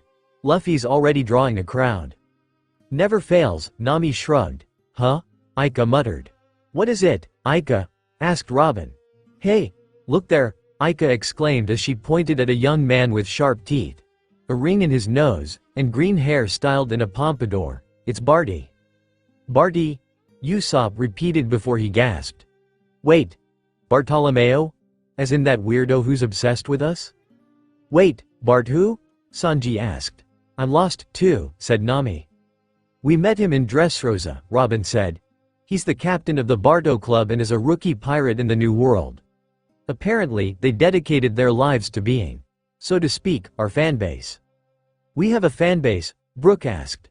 I wonder how Barty's doing, said Ika. I kinda miss him. But why was he here in Logtown? Chopper asked. No idea, Blizzard shrugged. Although, I remember him saying he used to be a street thug before he went out to sea. Hey, you, boy, a policeman shouted through a bullhorn. Get down from there, right now. Huh? Luffy muttered. Why should I? That is the special execution platform, the policeman answered. It is a historic landmark and under the jurisdiction of the world government. Geez, Frankie grumbled. The government's just gotta own everything, huh? I must ask that you get down from there, immediate. Before he could finish, he was suddenly struck in the face by a huge, iron mace. Don't be so mean, Mr. Police Officer, said a soft, feminine voice as a peculiar, yet strangely familiar woman approached the platform. I finally found you, Luffy, it's been a while, hasn't it? Eh? Luffy muttered. Surely, you haven't forgotten this beautiful face of mine, said the woman. She had on a 10-gallon with a feather in the back, had striped pants, and was wearing a cape with hearts on it. Who the hell is that? Nami asked with a glare. Whoa, she's hot, Sanji whispered. Yo-ho-ho-ho, Brook chortled. I wouldn't mind seeing her panty blue. Nami punched the skeleton in the jaw with a tick mark on her head.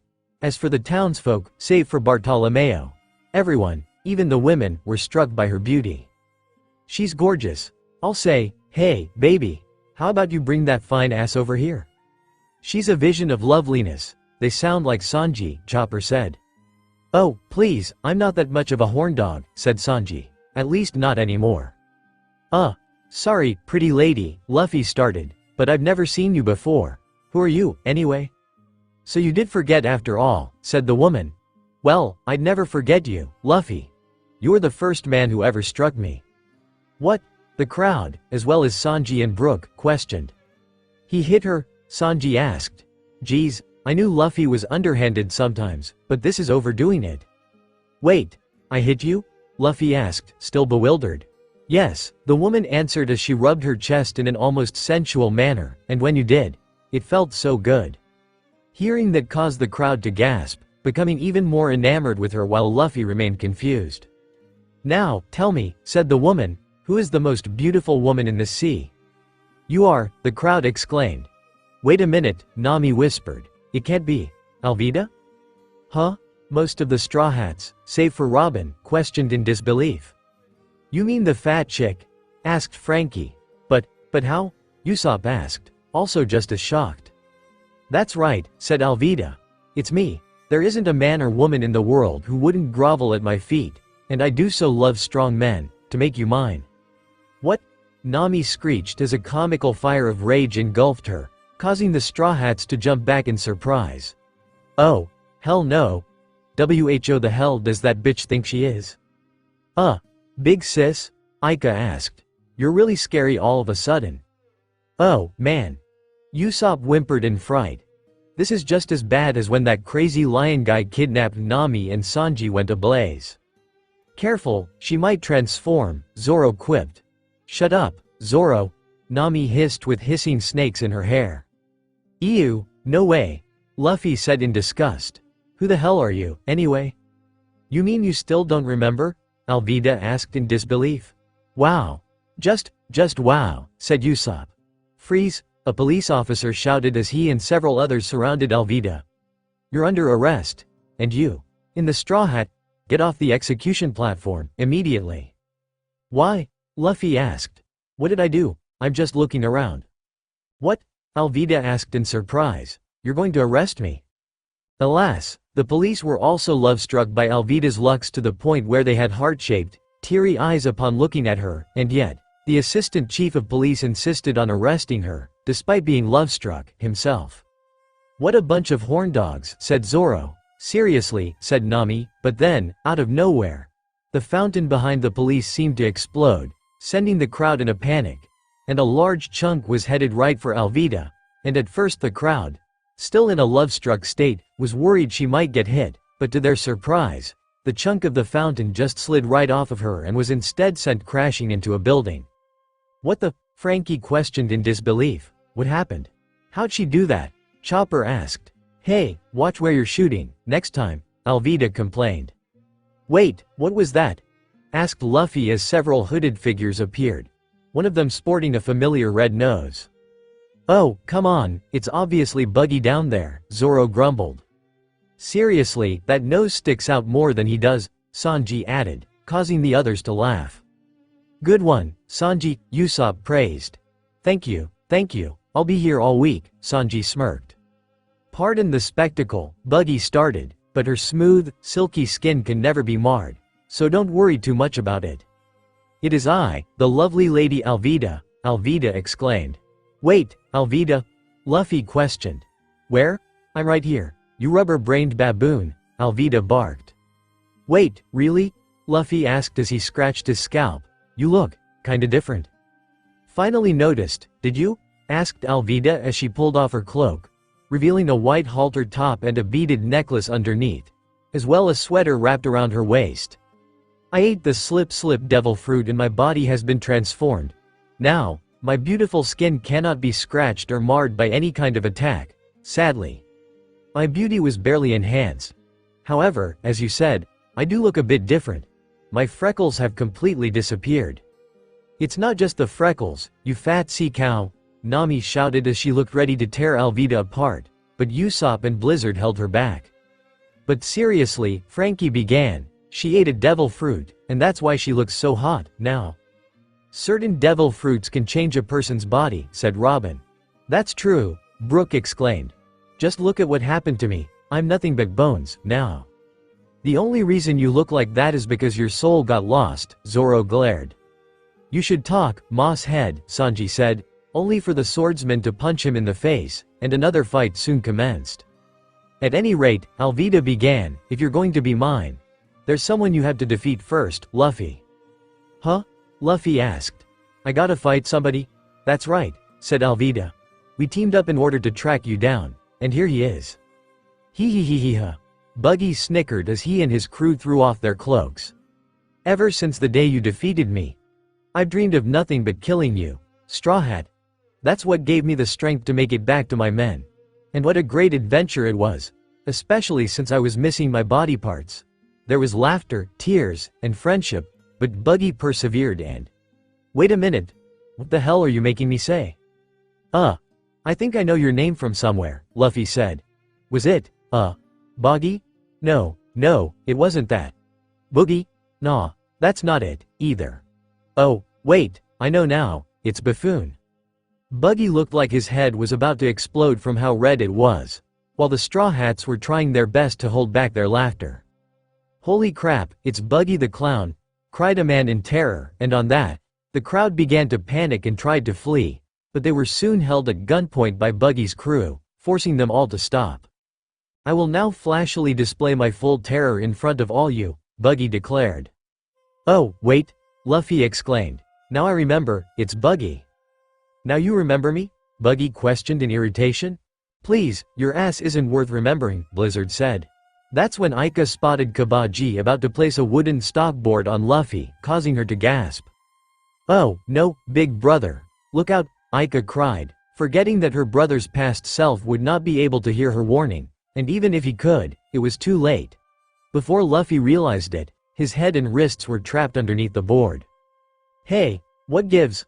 Luffy questioned as he struggled to get out. I'm stuck. Been a long time, hasn't it, Rubber Boy? Asked Kabaji.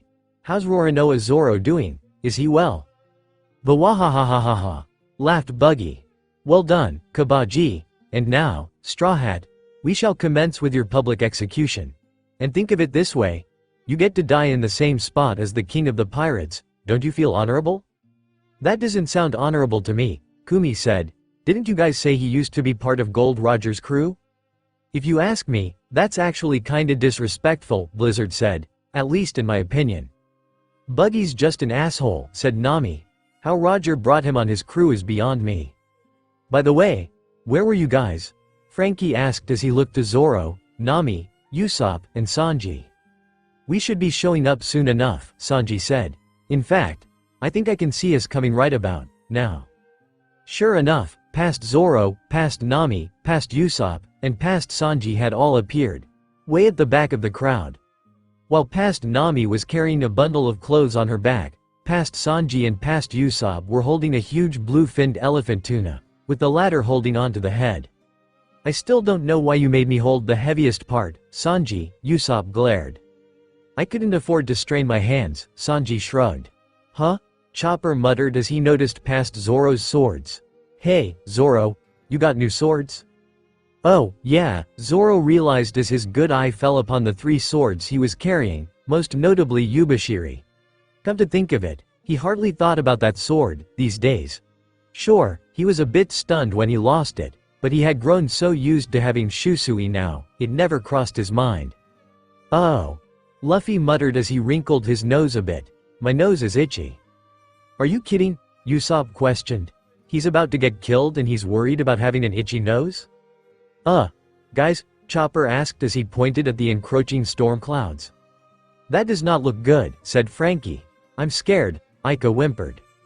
The criminal known as Monkey D. Luffy is guilty of getting on his high horse and making me look like a fool, Buggy announced to the frightened crowd down below. You don't need Luffy's help to make you look like a fool, Nami said. Seriously, he's doing that on his own, said Zoro. For that, he will be flashily executed, Buggy shouted. So, you may cheer flashily, as well. On that, the Buggy pirates began to cheer and fire off their guns, raucously. Wow, an execution, huh? Luffy asked. I've never seen a public execution before. It's your execution, you moron, Buggy shouted. Luffy questioned. Hey, stop joking around. You're the one yelled. Took him long enough to realize that, Blizzard barked. Why doesn't Big Brother just break out of there? Ika asked. He's made of rubber, right? The holes are too small, Nami said. Plus, I think Kabaji might have glued the board down. Must have been some strong glue, said Frankie. And now, Buggy started, we shall commence with the flashy execution. What? Luffy questioned. No way, I'm not gonna die here, help, get me out. Find some butter or something. When it comes to something like this, Robin said, it's surprising to see Luffy panic. I guess even Luffy can be afraid of death, said Sanji. Man, it's a good thing you and Zoro got him out of there, Sanji, said Nami. Seriously, what an idiot he is, sometimes. Actually, that's not exactly what happened, Zoro spoke. Huh? Ika muttered. We didn't exactly save Luffy, Sanji admitted as he scratched the back of his head. What do you mean? Kumi asked. You'll see in a little bit, Sanji replied. After a while, Luffy seemed to get bored of yelling and started pleading in a deadpan tone. I'm sorry, I won't do it again, he said. Please, spare my life. As if I would spare you, you moron, shouted Buggy. HMPH, Kabaji scoffed. This is what happens to those who defy us. So much for having him as my man, Alvida said. That's right, you MMMMPH, Nami shouted, only for Robin to use her powers to cover her mouth. Remember, there are children present, said the archaeologist. Thank you, Robin, said Usopp. So, Straw Hat, Buggy began, any last words? Luffy only grumbled in his throat in response. Not that it matters, since no one wants to hear them anyway, Buggy said, but then. Listen, Luffy yelled. I'm gonna be king of the pirates. Upon hearing that, the whole crowd gasped, and the Straw Hats could make Bartolomeo's jaw drop at this declaration. Hell, some of them even seemed to smile, even as the storm clouds kept rolling in and thunder rumbled in the sky, as if emphasizing Luffy's words. Even in the face of death, Zoro spoke, Luffy's not afraid to speak his mind. That's our Luffy, Nami said. Bah? Buggy exclaimed as he raised his sword. Is that all you have to say for yourself, rubber boy? Luffy grunted as he kept trying to get himself out. Damn it. Hold it. Stop the execution. Luffy gasped as he saw past Zoro and past Sanji running towards him. Zoro, Sanji, Luffy called. Get me out of here. So you're here, Zoro, said Buggy as he prepared to bring the sword down. Quick. Past Zoro said as he and past Sanji ran to the execution platform. We gotta tear down that platform, or Luffy's head goes rolling. Got it. Past Sanji answered as he ran as fast as he could, just as the Buggy pirates had begun to charge back. Get out of the way, you small fries, past Zoro shouted as he tried to cut them down while past Sanji kicked some of them out of his way, but more kept coming. Ah, laughed Buggy. Perfect. You can see the whole thing from down there, your captain is finished, you hear me? No way. Usopp whispered. They're not gonna make it in time. This can't be it, Nami said in horror. Luffy's gonna get killed, Chopper shouted. Big brother, no, Ika cried. Wait for it, Sanji said. Huh? Kumi questioned. Wait for what? Zoro? Luffy called. Sanji, Usopp, Nami. The Straw Hats all looked up at Luffy, who suddenly gave a broad-toothed grin and said, Sorry, but I'm dead. The Straw Hats, save for Zoro and Sanji, except their past selves, of course, all gaped at that smile, just as Buggy brought his sword down on the back of his neck. It was not a forced smile in an attempt to reassure them. He looked genuinely happy. It was almost a smile of gratitude, as if thanking them for being his crew, even in the short time they had known him. "No," past Zoro cried. "You idiot," past Sanji yelled. "Don't start spouting shit like that, now."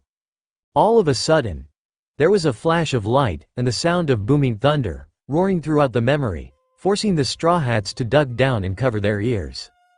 After a moment, the light faded, and the Straw Hats opened their eyes. They saw the execution platform in complete shambles, a twisted mess of metal rods and wooden boards, and Buggy, charred to a crisp, was lying on the ground, completely unconscious.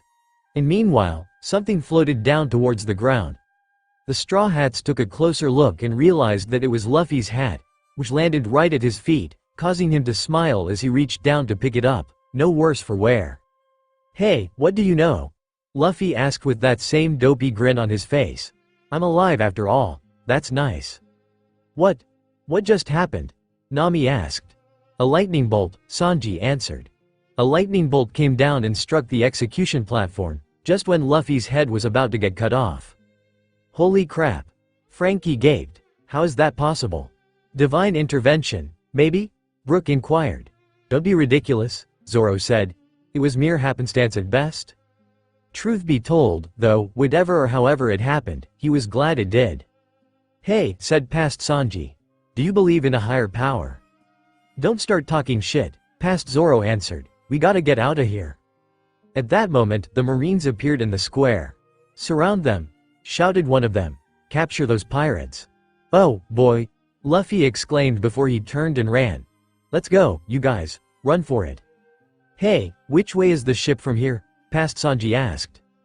"I think it's this way," past Zoro answered as the memory began to fade to black. As the memory returned, the Straw Hats saw Luffy, past Zoro, and past Sanji run through the streets as the rain poured down on them. Thunder and lightning boomed through the dark clouds, and the Straw Hats could hear the sound of the Marines yelling at the escaping monster trio to stop and surrender. Naturally, Luffy wanted to stop and fight them off, but past Sanji quickly reprimanded him, saying there wasn't much time to fight, since past Nami had told them to hurry back to the Mary as soon as possible. Speaking of Nami, Frankie began. "Where were you and Usopp during this time?" "Usopp and I went back to the ship," said Nami. "When we got there, we saw that beast tamer guy and his lion, trying to set the ship on fire," Usopp added. "It was a good thing it was raining, because they couldn't keep a match lit long enough to do it. What a couple of morons." "Boy, I'll say," Blizzard agreed. "Stop right there."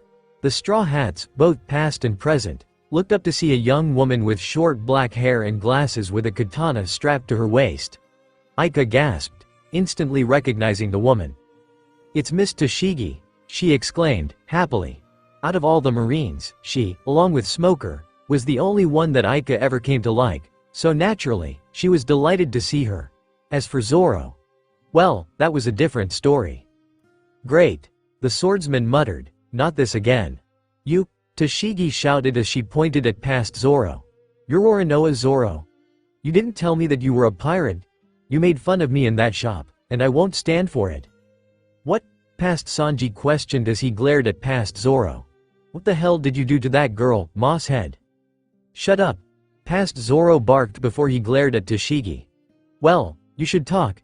You never told me you were a member of the Marines." "Give it to me," Tashigi demanded. "The Wado Ichimonji? Hand it over, right now or I'll take it by force." "Hey," past Zoro smirked. "Let's see you try." On that, Tashigi charged while past Zoro quickly drew his sword and blocked her strike. "Luffy, you and the cook go on without me," past Zoro called. "I'll catch up." "Got it," Luffy replied as he ran, dragging past Sanji along behind. "Wait a minute," past Sanji yelled. "He's attacking a girl." "No time to argue about it," Luffy shouted. "We gotta move." "I still can't believe you attacked a woman, Mosshead," Sanji glared. "All right, look," Zoro glared back, "that's gotta stop. Okay, first off, she had a sword, and second, she was gonna take Wado Ichimonji. What the hell was I supposed to do?" "What happened between you and her, anyway?" Nami asked. "Every time she sees you, it's like she's hell-bent on defeating you in a fight, and then you run away." I used to run away, Zoro began, but things are different now. I can face her without having to think about her now.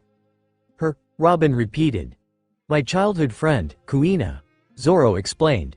You see, back when we were kids, Kuina was pretty much a prodigy at swordsmanship. Even the adults couldn't beat her. Hell, even I couldn't beat her. I lost to her over 2,000 times, even when we fought with real swords. 2,000? Chopper, Aika, and Kumi questioned in disbelief. My word, Brooke exclaimed. She must be very proficient at swordplay if she could even beat you. Yeah, but she didn't think so, Zoro said before he heaved a sigh. Kuina had these insecurities, just like anybody else. She was older than me. Older than all the other kids at the dojo. But she felt that eventually she would lose, especially against me. Why was that? Blizzard asked. Because, Zoro began, she believed that men were inherently stronger than women. Nami gasped silently while Robin closed her eyes. Well, that's not exactly too far off, said Robin. Men are known to be inherently stronger than women. But you and big sis Nami hold your own in fights just fine, said Aika. We appreciate the sentiment, Aika, Nami began, but we don't have incredibly monstrous strength like your brother, Zoro, Sanji, or Blizzard are. Hell, even I'm not as strong as they are, Usopp exclaimed before he flexed his bicep. I mean, Luffy's not as buff as me, and he can lift an elephant. And I don't even have muscles, Brooke added, yo-ho-ho-ho. Aika giggled at this, but then she looked up at Zoro. So, what happened to your friend, Zoro? She asked. Well, Zoro began, we decided to compete and see who would get the title of world's greatest swordsman first.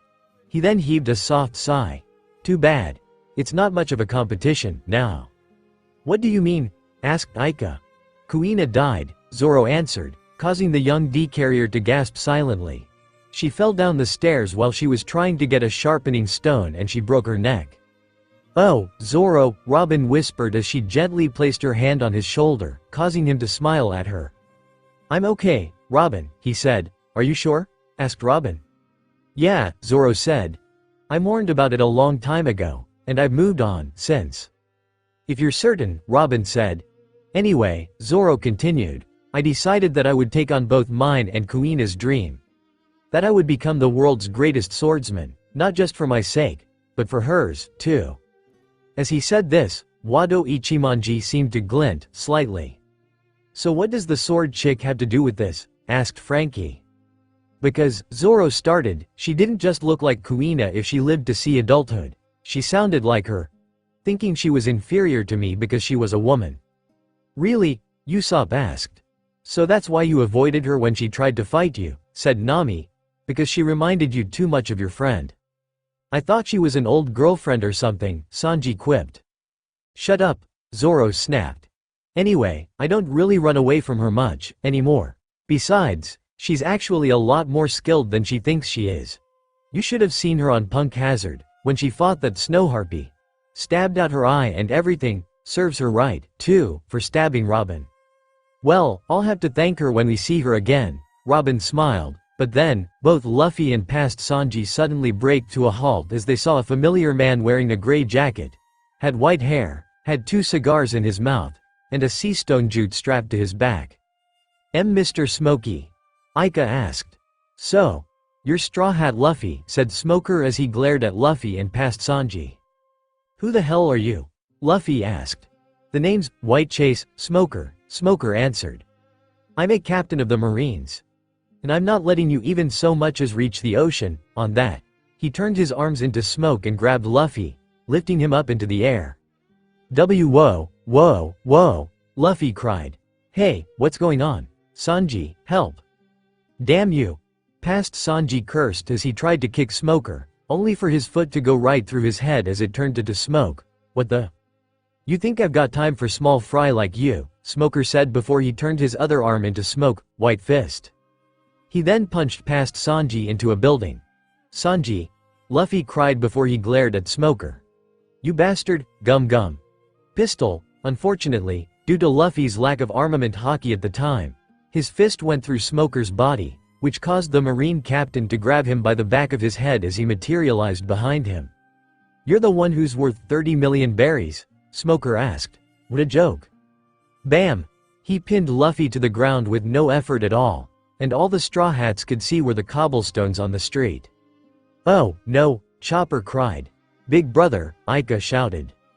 Damn it, Blizzard cursed. How is he gonna get out of there?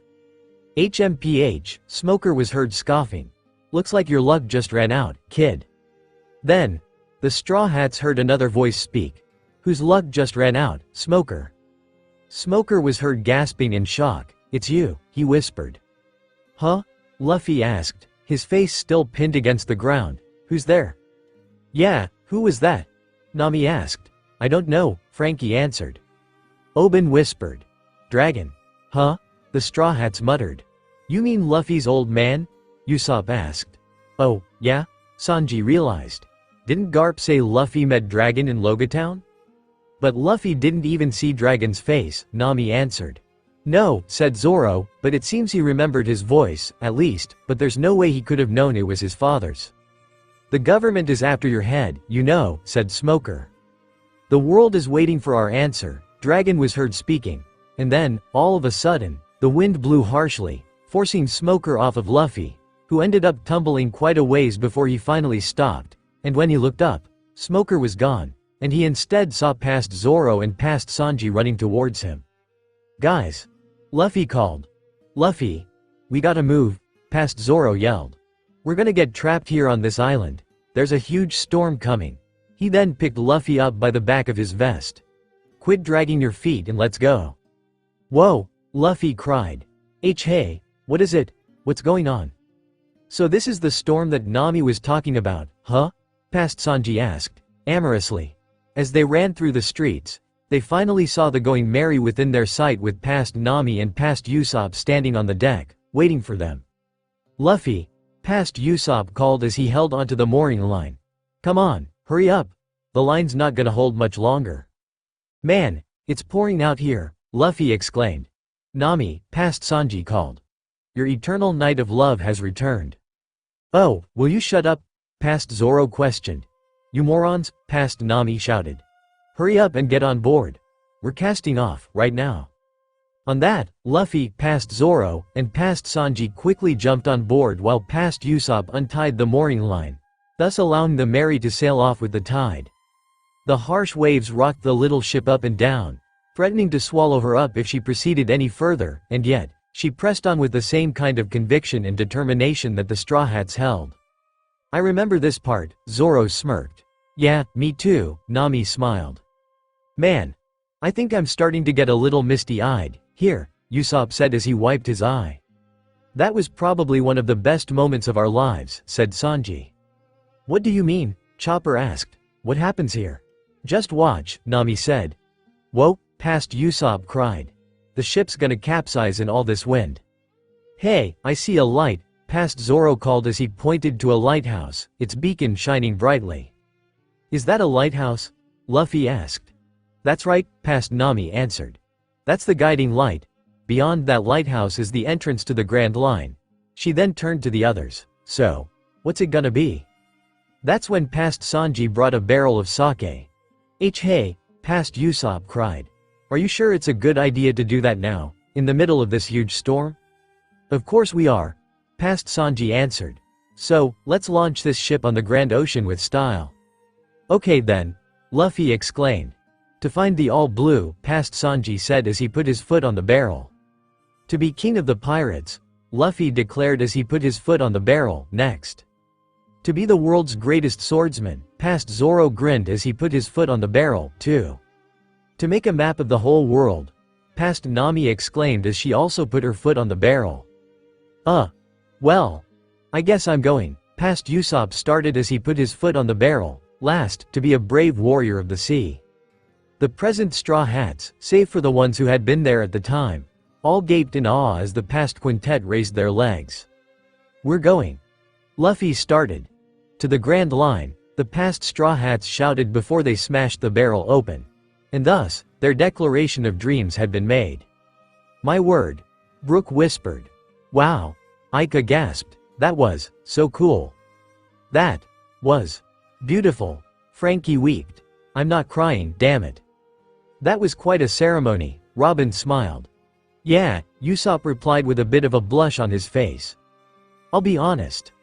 I kinda made that up on the spot, me wanting to be a brave warrior and everything. I only said because I didn't want to feel left out. Still sounds like a good dream to me, said Nami. Yeah, Usopp, Chopper added, and you're already really brave. Ah. Thanks, Chopper, Usopp smiled as he looked at the memory. And that's when he spotted something on the shore. A large black dog with dropping ears and what looked like wisps of black smoke floating off its back.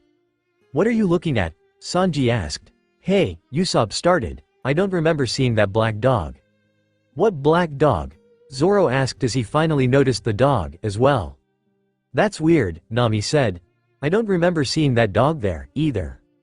Something's not right, Blizzard said as he glared at the black dog, who glared back at him with his eerie red eyes. And not long after, 4 more eyes appeared on his face, 2 on top and 2 more at the bottom. Okay, that's creepy, Frankie said. I finally found you, the dog spoke, to the Straw Hat's surprise. He can talk, too? Usopp questioned. Geez, first a talking cat, then a talking dog? Sanji asked. Guys, Nami asked, he's coming right at us. The dog growled as he charged at the Straw Hats, and with each stride, the whole memory began to turn black. Then, the dog lunged at the Straw Hats, causing the more cowardly members to shriek in fright while Nami grabbed Aika and Kumi held them close to her in order to shield them. However, Blizzard leapt up and tackled the black dog, biting down on his right foreleg, but as they landed, the black canine suddenly vanished into thin air. Huh? Blizzard muttered. Where did he? Looking for me? Blizzard gasped as he turned around, only to see a jet of fire be blasted at him. He shielded his eyes, waiting to be charred, when suddenly, Zoro appeared and blocked the flames with his swords.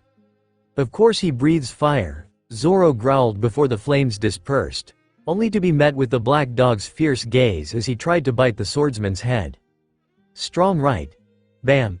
Frankie's metallic fist struck the dog in the side, causing him to slide along the ground for a moment before he stood up and charged again. But then, Sanji stood in the dog's way and attempted to kick him with his diable hambi.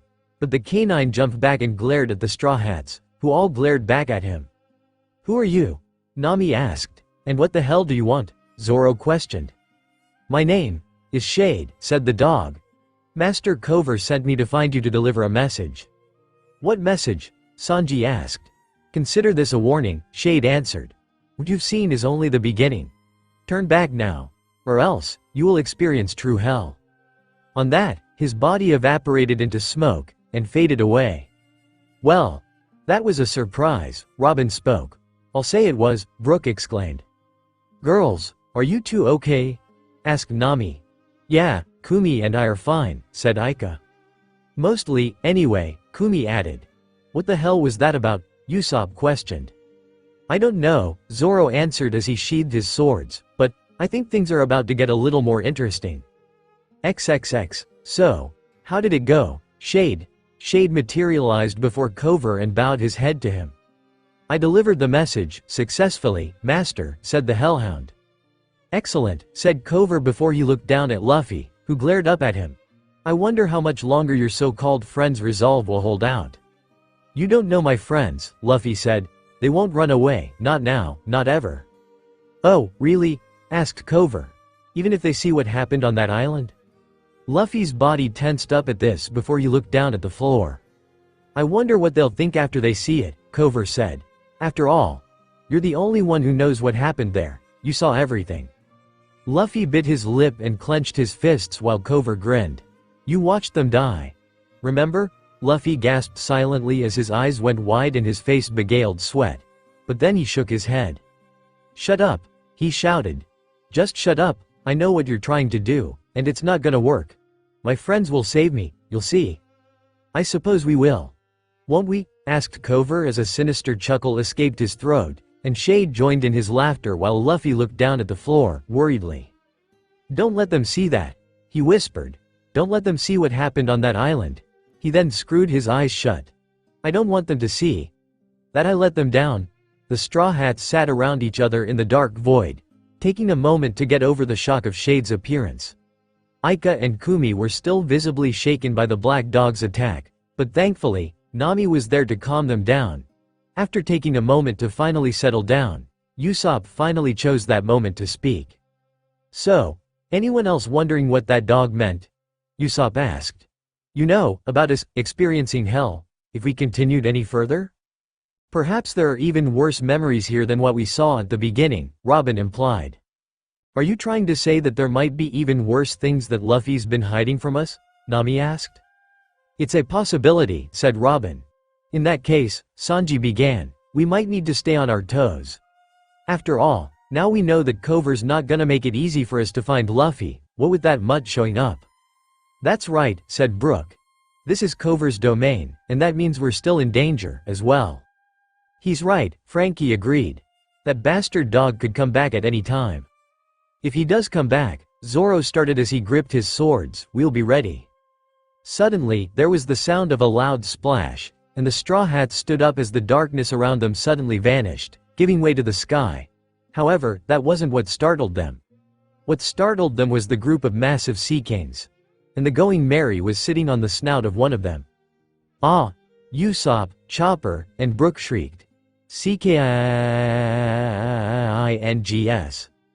They're huge!" Aika and Kumi cried.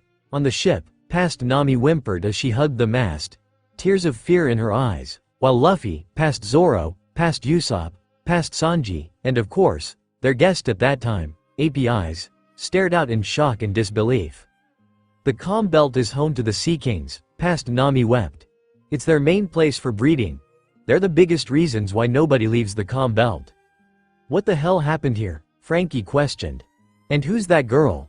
Robin asked. "Oh, yeah," Nami said. "Sometime after we left Logatown, we met a little girl named APIs. We were taking her home to Warship Island, but we kinda ran into some trouble. We ended up getting caught by this huge wind," Sanji began, "and we kinda end up landing in the Calm Belt. And not long after," Zoro started as he pointed at the gigantic beasts, "those guys showed up." "You guys got into all sorts of crazy trouble, didn't you?" Blizzard asked. After past Usopp accidentally got the Sea King's attention, a giant yellow frog, tried to jump up and eat the Mary, and APIs ended up getting knocked off the ship. Luckily for her, Luffy managed to rescue her. But not without her grabbing one of the Sea King's nose hairs, which caused some of the crew members to groan in disgust. Before long, though, it caused the huge sea beast to sneeze, thus sending the Straw Hats back into the waters of the East Blue. After sailing a while longer, they managed to reach Warship Island, where APIs was reunited with her fellow villagers, as well as her grandfather, Bokuden, who invited the Straw Hats to his house for pork buns, which would take quite a long time to cook, unfortunately. After bringing them inside, the old man began to tell the Straw Hats the stories of the ancient kings of the island, but the memory faded to black sometime after, signifying that Luffy had fallen asleep due to listening to them for so long. Hell, even the current Straw Hats felt like falling asleep, including Robin of all people, but they managed to wake themselves up. "He kinda reminds me of this one neighbor I had on Wolf Paw Island," said Aika. "He would tell me and my friends these boring stories about when he was our age and then we'd end up falling asleep. But he enjoyed our company in spite of that, so I guess there was an upside to it for him." "That's nice, honey," Nami said. Sometime after, Luffy awoke to use the bathroom, but instead followed the scent of the pork buns cooking. By the time he got there, though, he was still so tired from hearing Bokuden's stories, he fell asleep for a little while longer until past Nami hit him in the head to wake him, thinking that he had eaten all the pork buns until she realized someone had made off with them. So she and Luffy followed the trail into the mountains until they found APIs talking to a giant dragon covered in green feathers, whom APIs had affectionately called Grandpa Ryu, who, for some reason, Luffy could understand. "Whoa, what is that?" Aika asked. "A millennial dragon," Nami answered. "Wow," Chopper exclaimed. "He's amazing, and super huge," Frankie added. "So millennial dragons do exist," Brook said. "Yo-ho-ho-ho-ho, and here, though I had seen everything, even though I don't have eyes." "So they are real," Robin smiled. "How fascinating. A living relic, so to speak." "I'm more surprised at the fact that Luffy understands what he's saying," Blizzard exclaimed. "He didn't even have observation hockey back then, did he?" Maybe it was just a spur-of-the-moment thing, said Sanji. After the rest of the past Straw Hats met Grandpa Ryu, they agreed to take the old, senile dragon back home to the dragon's nest. Of course, they did have some opposition from Commodore Nelson of the Marines and Eric the Sickle, or as Luffy put it, Eric the Sicko, which caused the Straw Hats to laugh. Actually, Sicko does sound better, Frankie commented. Tell me about it. Usopp laughed. After facing Eric's powerful sickle fruit powers, the group managed to escape for the time being, towing Grandpa Ryu along on a raft behind them. After they sailed through a mirage and through a terrible storm where they almost lost Grandpa Ryu, the group managed to reach what they thought might have been the dragon's nest, but further exploration, plus a cave-in into an old temple, revealed that their destination was actually on Warship Island all along. I still couldn't believe that we were actually at the dragon's nest, all along, Usopp said in disbelief. Talk about being misled. Sometimes, even ancient history can be a bit misleading, said Robin, professionally. Of course, it wasn't easy, trying to head back to the Mary, since Eric followed the past Straw Hats, and past Zoro chose to stay behind and hold him off while Luffy and the others escaped. It was a real wild ride down from the temple, and after a few scares, they managed to reach the ship. Although past Nami, past Usopp, and past Sanji did get thrown off because they weren't holding on tight enough, and Luffy scolded them for just sitting around, much to their ire. What made it funnier though was that once again, Luffy saved past Zoro by stretching his arm and pulling him to the ship, which of course caused the present Straw Hats to laugh at their swordman's expense while Zoro grumbled under his breath. I'm still gonna kill him for that, he muttered. After leaving the island, of course, the past Straw Hats were still met with opposition from Nelson. The reason why he and Eric were after Grandpa Ryu so much was because they wanted to extract Dragonite, which was said to be the elixir for eternal life. Of course, that wasn't going to settle with APIs or the past Straw Hats, especially Luffy, so they engaged the Marines at naval combat while past Zoro somehow managed to cut the chains that the Marines were using to keep the small crew of pirates trapped. What really amazed the Straw Hats was when Grandpa Ryu decided to take action after APIs got hurt. Unfortunately for him, though, the Marines opened fire on him and severely injured him to the point where he fell into the sea. Naturally, Luffy flew into a rage and attacked Nelson's flagship, which caused the overly obese Commodore to try and have him and the Straw Hats killed. But before they could, a gigantic swarm of millennial dragons appeared and attacked his ship. At that moment, Grandpa Ryu, suffering from his injuries and his old age, had passed away, furthering enraging Luffy when Nelson mocked his death. Luffy managed to jump onto the back of one of the millennial DRNGA powerful Gum battle axe, destroying the flagship. HMPH, Sanji scoffed. Fat tub of lard got what was coming to him. Poor Grandpa Ryu, though, Aika said, I can't believe he died. He was really old for a dragon, said Chopper.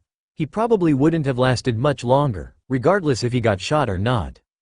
Don't you worry, Nami smiled. It's not over yet, just look. Just then, Warship Island seemed to rise out of the sea, which caused the legendary dragon's nest to finally appear. Even more so, the nest had many little eggs around, and out of one of them hatched a little baby millennial dragon that bared an uncanny resemblance to Grandpa Ryu, to API's joy.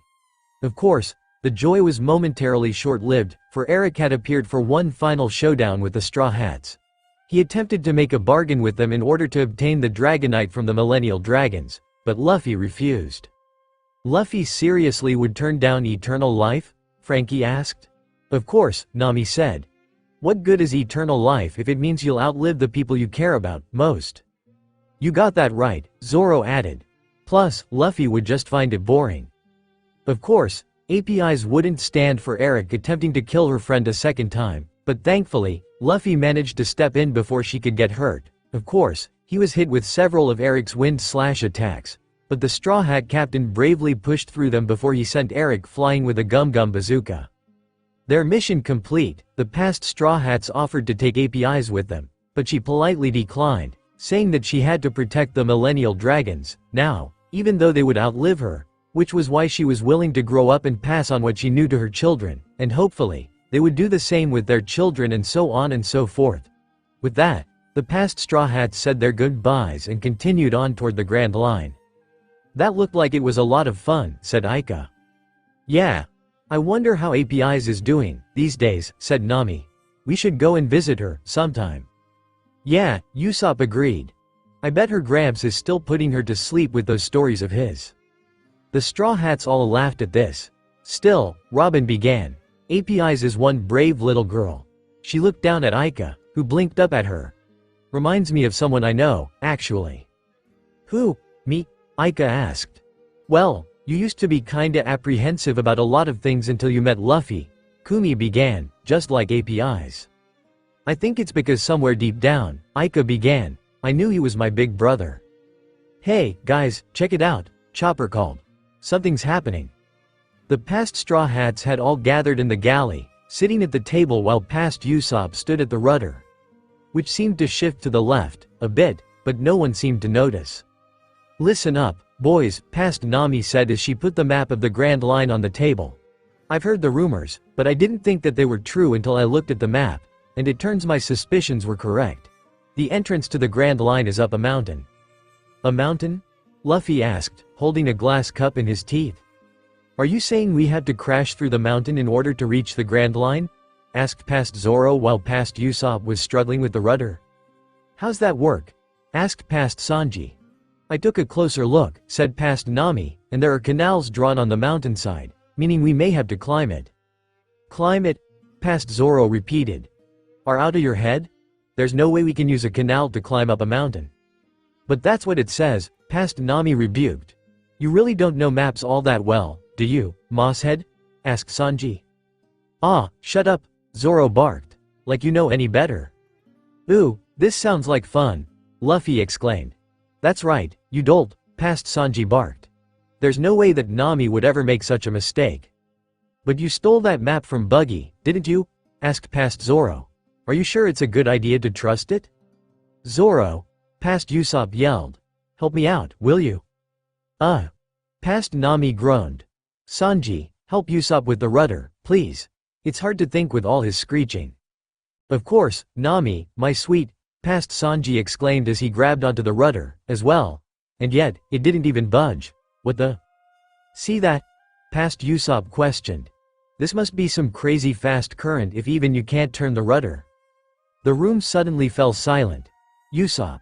What did you just say? Past Nami asked. I was saying that I can turn the rudder with this incredibly fast current, the sniper exclaimed. Seriously, Usopp said.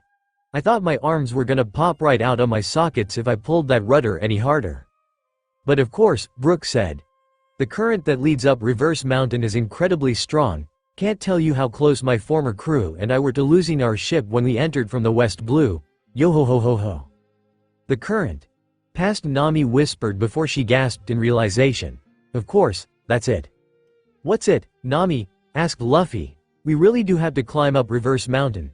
Past Nami answered as she looked at the map. Are you still going on about that crap? Asked past Zoro. Shut up and pay attention. Past Nami demanded as she pointed at Reverse Mountain. Now, look here. See these 4 currents from all 4 of the blue seas? If powerful currents from all 4 seas converged at that mountain, the waters would shoot up the sides through the canals, collide at the top, and then flow out into the Grand Line. The Mary is already riding the current, so all we have to do is steer. Wow, Aika exclaimed. Big sis, you're so smart. Well, I am the navigator, Nami smiled. I have to know these things. Yeah, but some help you jerks were when I had to steer, Usopp said with a glare as he watched his past self struggle with the rudder. Still, Robin began, sailing up Reverse Mountain is no easy feat. Huh? Chopper asked. Why's that? He soon got his answer, though, when past Nami continued her explanation. Reverse Mountain is a winter island, the navigator went on, so when the sea currents collide with it, the upper currents are forced back under. If the ship were to miss the canal, we'll crash into the mountainside and get swallowed up by the sea. Got it, now? Ah, yeah, I get it, Luffy smirked. So it's a mystery mountain? Hee. Of course you don't get it, past Nami muttered in exasperation. Nami, you are so amazing, past Sanji exclaimed.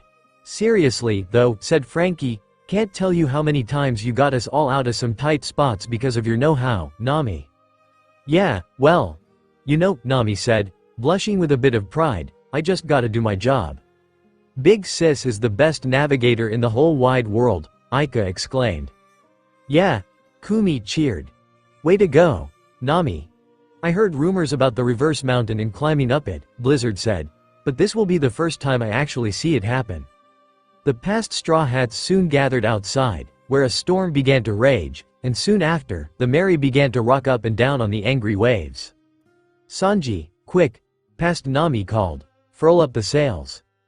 Of course, Nami, my dear, exclaimed past Sanji said as he grabbed Luffy. Hey, Luffy, get over here and give me a hand. Ah, okay, let me go. Luffy cried as he and past Sanji hurried to raise up the sails before they got torn off the wind. At that moment, Luffy looked up and saw something up ahead, a massive wall of red rock. Whoa, he exclaimed. Look, there it is, the mystery mountain. Is that the red line? Aika asked in disbelief. That's right, Aika, said Robin. It's so tall, Kumi cried as she sat on Blizzard's head. You can't even see the top. This is it, said past Nami. It's the entrance to the Grand Line. Ahahaha. Luffy laughed in excitement. So that's the red line, huh? Holy crap, it's huge. Past Usopp gaped. You can't even see the peak through the clouds. Suddenly, the sea seemed to get even Aang being pulled toward the mountain by the powerful current, causing her to bounce up and down on the water's surface and spraying the ocean about. At first, it looked like they were going to crash until they spotted the canal, going up the mountain through several gates. You know, Robin began, to this day, I still don't know where those gates come from. You saw them, too, Robin? Asked Nami. Yes, Robin said. I think I might know about them the further we go on our journey. We're being pulled in, Luffy shouted. Quick, steer the ship, but carefully. Got it. Past Usopp and past Sanji called as they ran to the rudder and tried to steer the ship. I don't believe it, past Zoro exclaimed as he looked through a pair of binoculars. The water is climbing up the mountain. Hey, Luffy called. We're veering off course. Turn to the right, right. Right? Past Usopp questioned. Don't you mean starboard? Unfortunately, because he and past Sanji were pushing on the it too hard, combined with the strength of the current. The helm snapped in half, causing everyone to gasp in shock. Oh, no, Chopper cried. How are they gonna steer the ship? Blizzard questioned. I can't look, Aika exclaimed as she covered her eyes, as did Kumi. As usual, though, Luffy was the first to act as he jumped off the railing and in between the ship and one of the gates. Gum Goom. Balloon, he shouted before he inflated himself, acting as a cushion for the Mary. As the hull of the ship collided with him, it momentarily squished him and caused his face to turn blue, but he managed to steer her in the right direction. Luffy, quick, grab a hold, past Zoro called out to his captain, which prompted Luffy to deflate it and stretch his arm, allowing the swordsman to pull him on board, although his head up ended up going through the deck. What happened? Asked Aika. Did they make it? Yeah, they made it, Frankie answered. Well done, Brook exclaimed. Phew. Aika sighed in relief. This is it, past Usopp cheered. We made it in. Yeah, baby, past Sanji exclaimed. All right, past Nami said as she took off her jacket. Now all we had to do is reach the peak. Wait, hang on, I want to see, Luffy called before he pulled his head out of the deck. I'm free. He soon ran to join the others at the bow. What did I miss? Wait for me. Soon, he joined the others as the Mary kept climbing up and up toward the peak of Reverse Mountain, causing him to let out a whoop of excitement before giving the biggest, toothiest grin ever. While past Zoro smirked and past Nami grinned, broadly, as well, while past Usopp and past Sanji were cheering and hollering. However, their celebrating was short-lived when a familiar someone appeared on the railing. Eric, though without his shades, but looking plenty angry. You bunch of brats, Eric shouted. Oh, past Nami exclaimed. It's the sicko guy, Luffy cried. What the hell is he doing back? Blizzard questioned. Man, I thought you were dead, past Zoro complained. You don't give up, do you? Past Usopp started. Silence, Eric yelled. You lot have crossed me for the last time, thanks to you. I can't even dream of obtaining Dragonite, but I'm not going to let it end here. He then pointed threateningly at Luffy. I'll at least have the pleasure of collecting the price on your miserable head. Oh, boy. Luffy gulped. Well, now what? Past Sanji questioned. If he uses his wind slashes here, he'll tear the ship apart. Yeah, what did you guys do? Frankie asked. Wait for it, Nami smirked. Oh, look! Past Nami exclaimed as she pointed in a random direction. Is that Dragonite? Where? Asked Eric, only for Past Nami to run up and do a sweep kick, knocking him off the rail and into the water, where he splashed on the surface a couple times before finally sinking underneath. Bye-bye, Past Nami waved while the boys, both past and present, pounded a fist in their palms. Nice one, they exclaimed. Good thinking. That would have been risky, Past Nami began. That is if I didn't know for a fact that he can't swim. And even if he could, Past Usopp began, it wouldn't matter in this current. That's the Nami I know and love, Past Sanji exclaimed with heart-shaped eyes. Wow, big sis, that was so clever, Aika praised. You don't think it was too cruel of me, do you? Nami asked. You kidding? Zoro asked. I couldn't have done it better, myself. Yeah, and besides, he was gonna kill us, Usopp added. What choice was there? True, said Nami. Look, Luffy called from the memory, we're going beyond the clouds. The Straw Hats looked up, just as the past Straw Hats rode the current all the way past the clouds and were soon greeted by the shining sun. And needless to say, it was truly a sight to behold, even for those who had been there. It got even more grand by the time they got to the peak. Wow! Aika whispered in awe, it's beautiful. Yeah, Kumi agreed. Sweet mother of Whitebeard, Blizzard gaped. Amazing! Chopper exclaimed. Now that's a super sight for sore eyes, Frankie added. Yo-ho-ho-ho-ho, Brook chortled. Beautiful, Robin smiled. You said it, Nami concurred. Now that's one sight I'll never get tired of, Sanji grinned. That was one of the best things we ever saw, Usopp said in amazement. The world can be full of great things to see, said Zoro, and we're bound to see much more.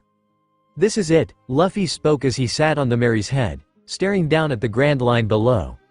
The greatest sea world is down there. And somewhere up ahead, the One Piece is waiting, he then grinned.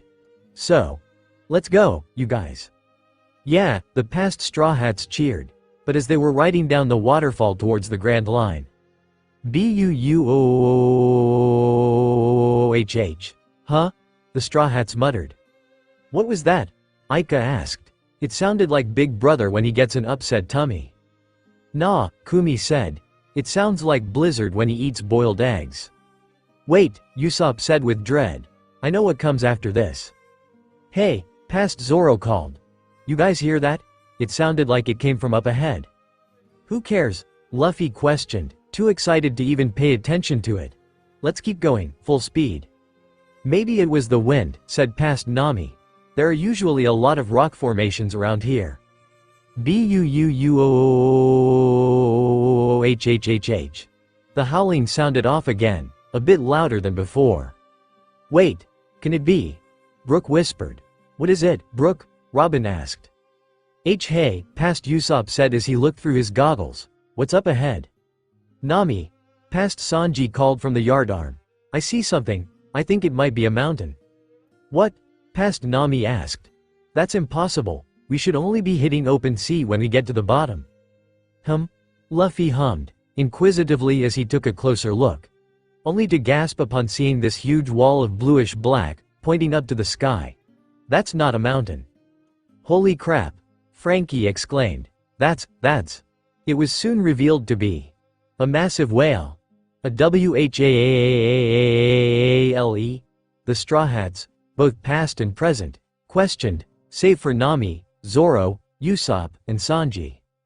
Laboon, Brook cried with tears spilling out of his eye sockets. It's been so long. That's Laboon, Frankie questioned. That's the whale who's been waiting for you for more than 50 years, now? He's freaking enormous, Blizzard gaped. Oh, yeah, Zoro recalled. He kinda became a nuisance for us when we tried to enter the Grand Line. What? Brook questioned in disbelief. Preposterous, Laboon wouldn't hurt a fly, no matter how big he was. Brook? Nami asked, nervously. Listen, don't get mad about what happens next, okay? What do you mean? Brook inquired. Well, Nami started with a sheepish chuckle. Just watch and you'll see what she meant, said Sanji. What are we gonna do? Past Usopp asked as the Mary continued to ride the current down the mountain, heading straight for Laboon, who roared towards the sky. Should we fig? You idiot, Past Nami shouted. How are we supposed to fight a 100-ton whale? But it's blocking our way in, Past Sanji cried. Up close, it just looks like a big, black wall.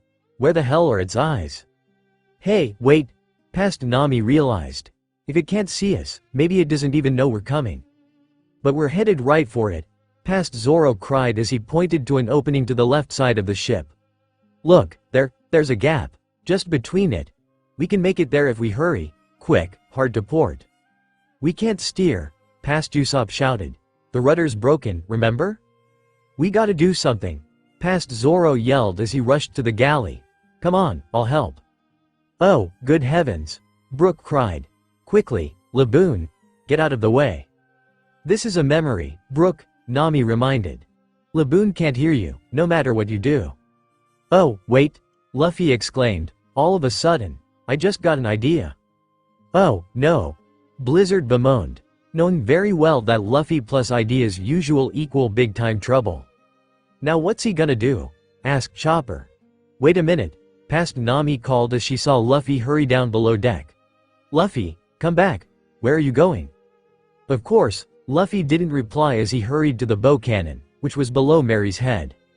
Wait a minute, Brook muttered. Don't tell me he's going to. Okay, Luffy exclaimed as he lit a torch and lit the fuse, and, fire. Kaboom! The cannon fired.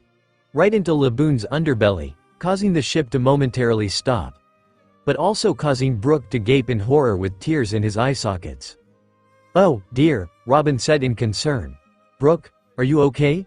Ika asked. How could he?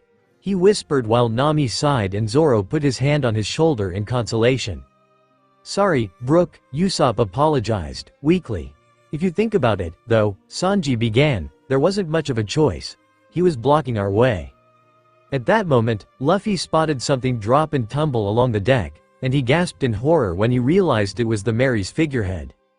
Ah, he screamed. No, not my special seat. Oh, yeah, Usopp realized. I forgot, the figurehead snapped off when we collided with Laboon. Quick! Past Zoro called from above deck. Let's get out of here, while we still can. What the hell happened? Past Sanji asked. Did it even notice the cannon, or is it just stupid? Stupid? Brook questioned as he glared at Sanji, who held up his hands in defense.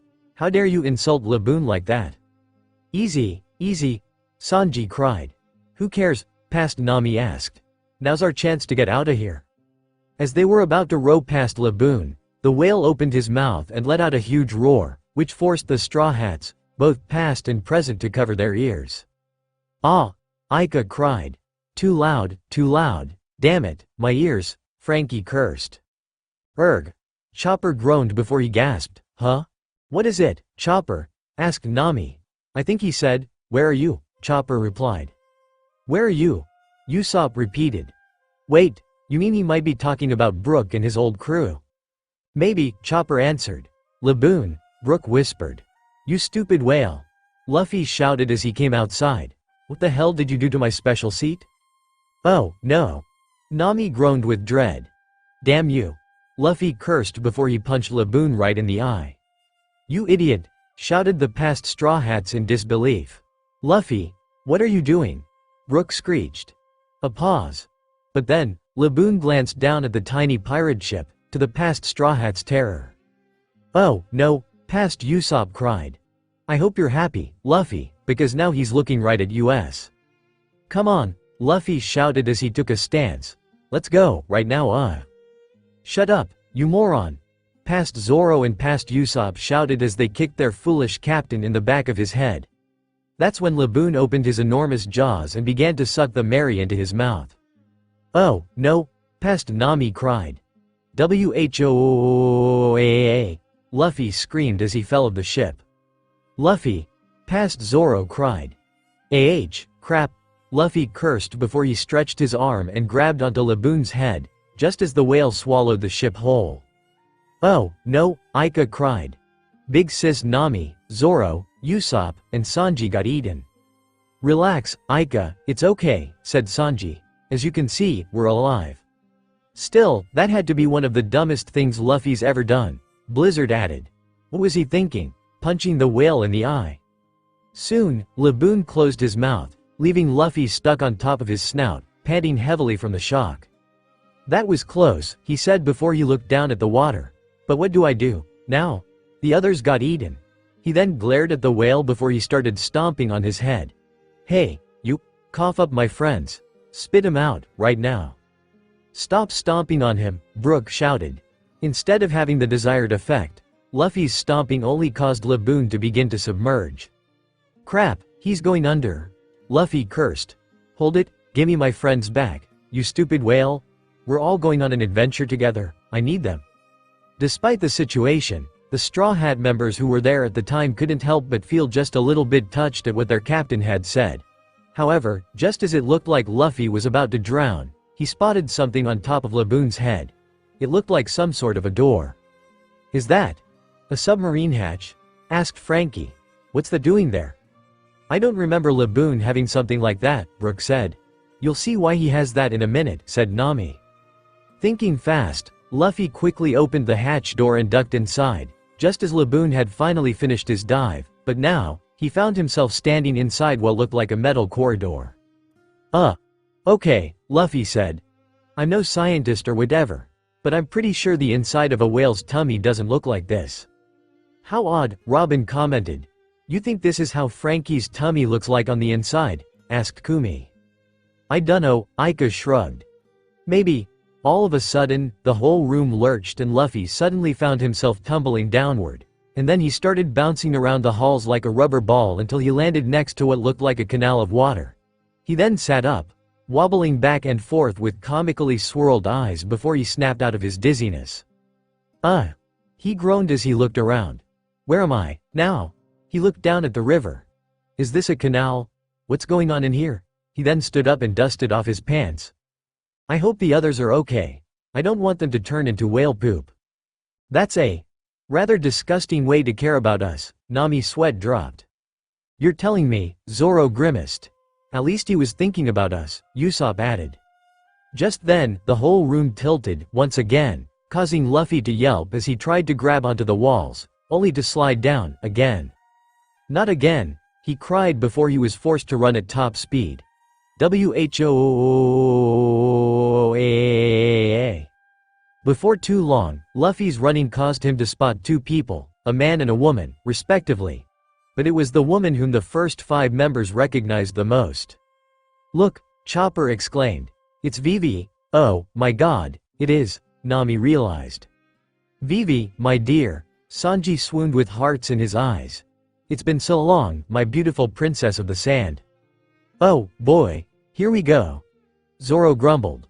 Wait, that's Vivi, the princess you told me about once, Aika asked. How come she looks so mean? Well, back then, Zoro began, Vivi wasn't really on our side. Plus, when we met her, she went by Ms. Wednesday. The guy with the crown is her partner, Mr. Nine. Ah, yes, Robin realized. This was back when she was a member of Baroque Works, or rather, she was a spy, trying to infiltrate Baroque Works. I don't get it, Aika said. The memories will explain it better, Chopper replied. Trust me. Ah, Luffy screamed. Look out, I can't stop. What is that, Mr. Nine? Vivi, or rather, Ms. Wednesday, questioned. I don't know, Ms. Wednesday. Mr. Nine exclaimed. What? Luffy SAAHHH. Mr. Nine and Vivi shrieked in terror before they all ended up crashing right through a gate. Into open water with the sky, seagulls, and even what looked like a small island, and there was the Mary right in the middle of it. Wait, they're outside? Chopper asked. How is that possible? Frankie questioned. Actually, Nami began, we're not really outside. That's just a mural. We're actually still inside Laboon. Crocus did all this. What? Brook questioned. I don't understand, why would he do that? Brook, I know it looks bad, Sanji said, but honestly, Laboon wasn't even bothered by it. In fact, this was Crocus' way of helping him. Helping him how? Asked Brook. Again, you'll see, said Nami. Luffy, past Zoro asked. Oh, Luffy realized. Hey, guys, you're okay. You think you can do me a favor and save me? Kurz Plash, he, Vivi, and Mr. Nine ended up landing in the greenish-blue water, and the memory soon faded to black. I just realized, Chopper started, that's gastric acid, isn't it? Yup, Nami said. And Luffy just landed in that, right? Asked Blizzard.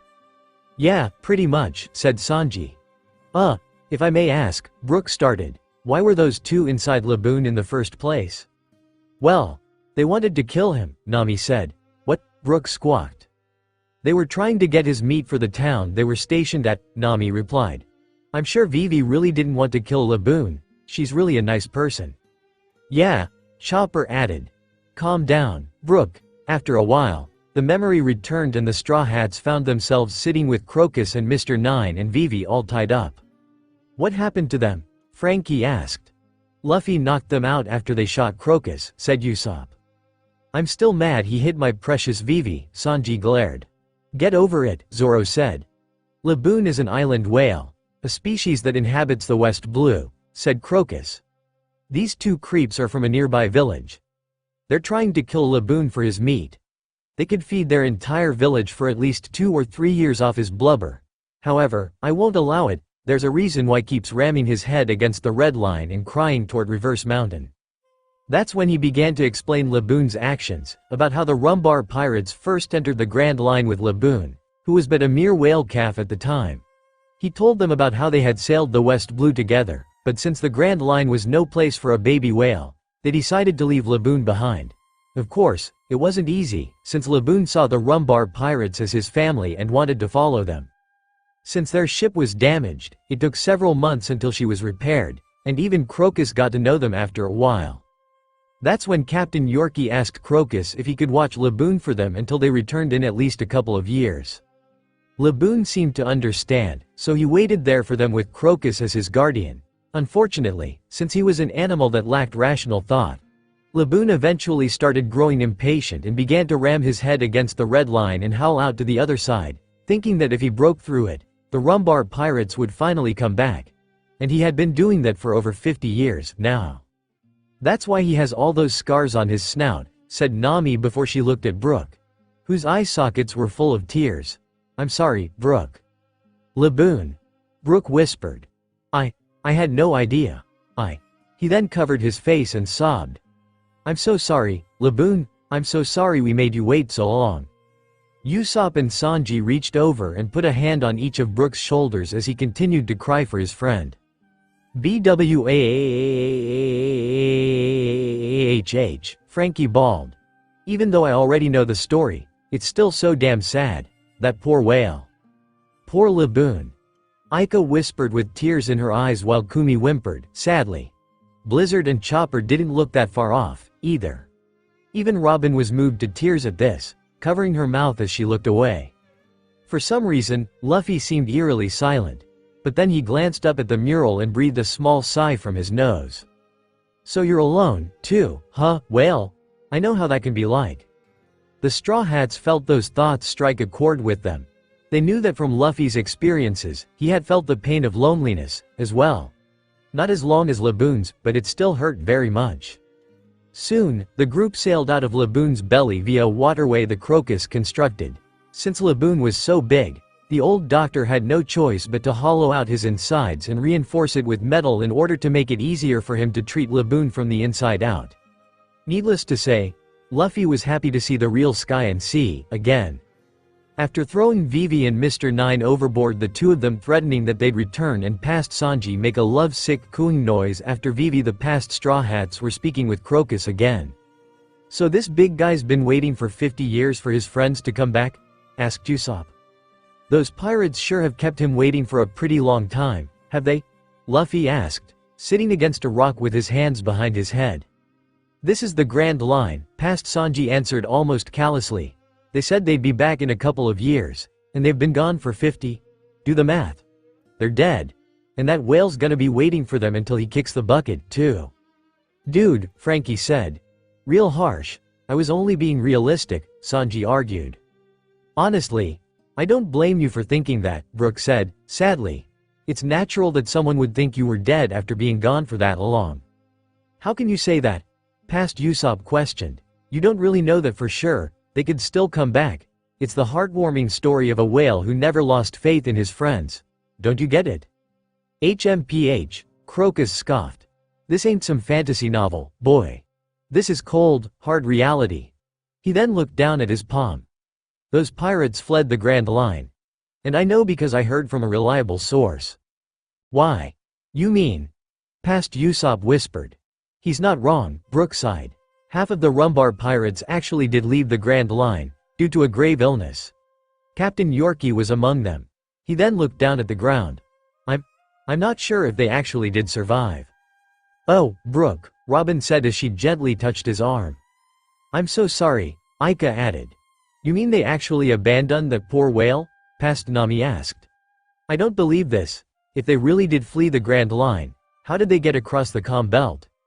I'm not sure, said Crocus, grimly. That's why their fate is currently uncertain. But even if they are alive out there, somewhere, they can't come back here. The season, the climate, the ocean currents, and even the air currents. Everything about this place is completely unpredictable. He then raised his head up. On these seas, nothing is ever normal. Weak hearts succumb to fear, here on the Grand Line. And the weak of heart, past Sanji, care more about saving their own skins instead of keeping some promise. You know, Zoro said, it occurs to me that he's probably speaking from experience. Oh, right. Nami realized. Crocus was once the doctor on Gold Roger's crew, because he was trying to look for Brook and the rest of the Rumbar pirates, but he never found them. Is it true that a lot of people are afraid of the Grand Line? Asked Aika. Aika, you saw how people can get when they can't explain things, rationally, said Usopp. Hell, remember what happened to Don Krieg? He had a whole armada, and it was devastated in almost an instant. Anybody would be afraid after that? It's mostly because not many pirates are prepared to face the challenges of both sides of the Grand Line, Robin added. So they did abandon the whale, past Usopp shouted. And after all these years, he still thinks they'll be back. How cruel can they be? You really thought that, didn't you? Brook asked. Now, Brook, relax, Usopp reassured. Too, remember? Why didn't you tell Laboon the truth? Asked past Nami. I thought he could understand what humans say to him. I tried, Crocus said, but he just wouldn't listen to me. When I told him, he just roaring and bellowing at me. Then he splashed me with his tail and started wading at the bottom of Reverse Mountain, crying out towards the summit. That's when he started to ram his head against the red line. It was as if he was convinced that any day now, the pirates would come back for him from behind the mountain. I tried so many times to explain it to him, but he just won't face the truth. I know how that can be, Blizzard said. Blizzard? Chopper asked.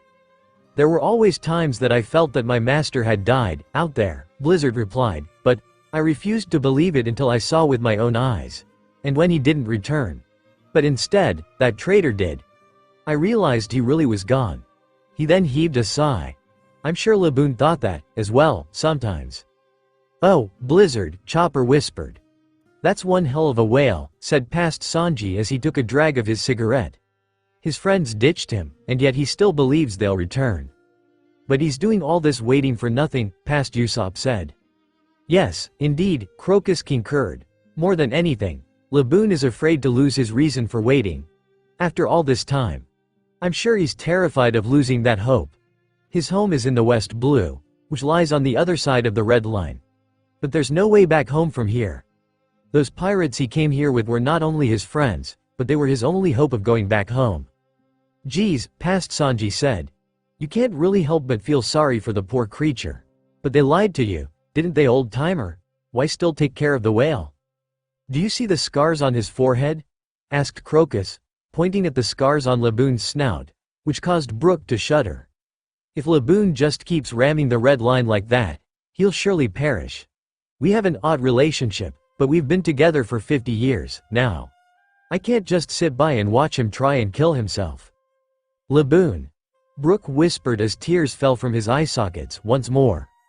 Whales can be tough, Chopper began, but with all that scarring, the flesh around his snout has probably grown raw. Crocus was right. If he kept ramming the red line like he did, he would have killed himself. I don't think he even cared about himself, said Nami. He just wanted to see his friends, again.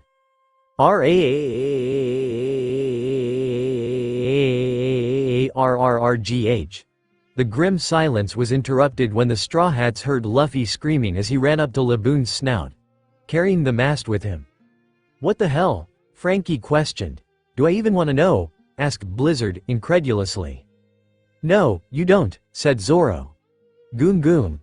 Luffy shouted, before he threw the mast right into Laboon's scarred snout, flower arrangement. Brook gaped in horror at what he just saw, while Laboon let out a roar of pain that shook the whole sea. You ass! The past Straw Hats shouted. Luffy, stoop. What is he doing? Brook questioned. We're sorry, Nami squeaked. Soon, Laboon began to thrash about in the water, wildly, tossing Luffy around as he did. Then he tried to ram Luffy into the rocky cape, but all that did was cause the mast to go further into his wound, which caused him even more pain. Hey, Luffy smirked. Dumbass. He then stretched his arm out and punched Laboon right in the eye. Again, causing the whale to roar in even more pain before he struck Luffy against the lighthouse. Brook could only pull at his afro as he watched in horror while the Crocus and the past Straw Hats tried to get them both to stop. Why would Luffy hurt his dear friend like this? Luffy, are you insane? Past Zoro questioned. What the hell are you trying to do, you knucklehead? A pause. But then Luffy smirked as he sat up, just as Laboon was getting ready to charge, again. It's a draw, he declared, causing the huge whale to stop right in his tracks. Huh? Aika muttered. What does he mean, a draw? Asked Kumi. Just keep watching, Sanji said. I'm pretty strong, huh? Luffy asked. Don't worry. Our duel isn't over. You and I are gonna settle the score, one day. Laboon just blinked, seemingly confused. Your friends might be dead, Luffy began, but now you've gotta rival me. At that moment, Laboon's eyes began to tear up, and Brook gasped silently in realization. After we sail around the Grand Line, Luffy started, I'll be back here, and we'll have us a rematch. Sound good to you? BUUOHHH. Laboon bellowed jovially while the past Straw Hats and Crocus all smiled. And if he had skin to show it, Brook would be smiling, as well. Thank you, Luffy. Brook whispered with tears in his eye sockets, once again. All right, Luffy exclaimed, his whole body covered in paint and holding a giant paintbrush in his arms. It's finished. It was soon revealed that he had painted a very crude drawing of the Straw Hats' Jolly Roger on Laboon's snout, and there were some large band-aids applied to the spot where Luffy pierced him. The whale didn't seem to mind, though. Brook, on the other hand, seemed rather mortified. That's the mark of our contract, said Luffy, so you better not go ramming your head against rocks and stuff. Otherwise it'll rub off, got that? BWO, Laboon wailed at this. He said, yeah, I got it, said Chopper. Well, at least he guaranteed that much, Brook said. Still, that is a very hideous drawing. Sorry, Brook, said Nami, it was the only way. Despite that, Crocus seemed rather pleased, as did Luffy, and even Laboon seemed to be smiling a little, which caused Brook to ease up a bit. Well, as long as Laboon seems satisfied, that's good enough for me, he said. Yo-ho-ho-ho. All right then, past Nami said as she sat at a nearby table. Time to plan out our next voyage. Damn that crazy whale, and Luffy, too. Past Usopp cursed as he hammered an iron sheet to the mast, which was also braced around the Mary's neck, trying to tear our ship apart. Hey, Zoro. Don't just lay there, gimme a hand. But past Zoro just snored, to past Usopp's frustration. RRRGH. He growled as he kept hammering. Damn it. Do I look like a shipwright to anyone? You sure don't, said Frankie. Thank you, Frankie, Usopp replied, sarcastically. Suddenly, the air was soon filled with past Nami's terrified shrieks. In fact, they were so loud, they frightened Laboon into diving back into the water and startled the rest of the past Straw Hats. Hey, what's with all the screaming? Luffy asked, having just washed off all the paint. Is something wrong, Nami my dear? Asked past Sanji as held up plates of food. If it's food you're looking for, then have no fear. Finally, I'm starving, past Usopp exclaimed as he climbed up to the coast. Look at this. Past Nami cried as she showed the group the compass, which had its needle spinning around and around. The compass is broken. The needle keeps spinning. Whoa, whoa, whoa. Chopper murmured as he watched the needle keep spinning. I'm getting dizzy. Me, too, Aika slurred while Kumi wobbled about, woozily. You were really unprepared for the Grand Line, weren't you? Asked Robin. Well, pretty much, Nami replied, scratching the back of her head in embarrassment. Back then, I thought that as a navigator, I knew pretty much. But of course, I realized I still had much to learn.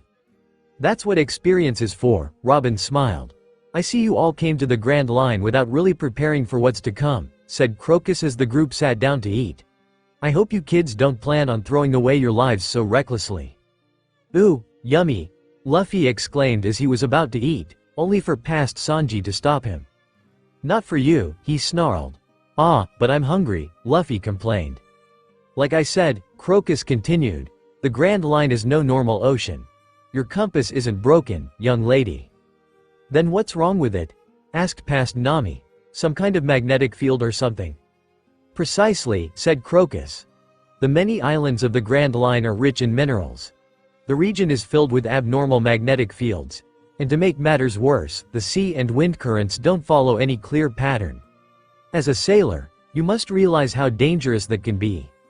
If you were all to set sail without this knowledge, you would all surely perish, and without another way of telling direction, your journey will be hopeless.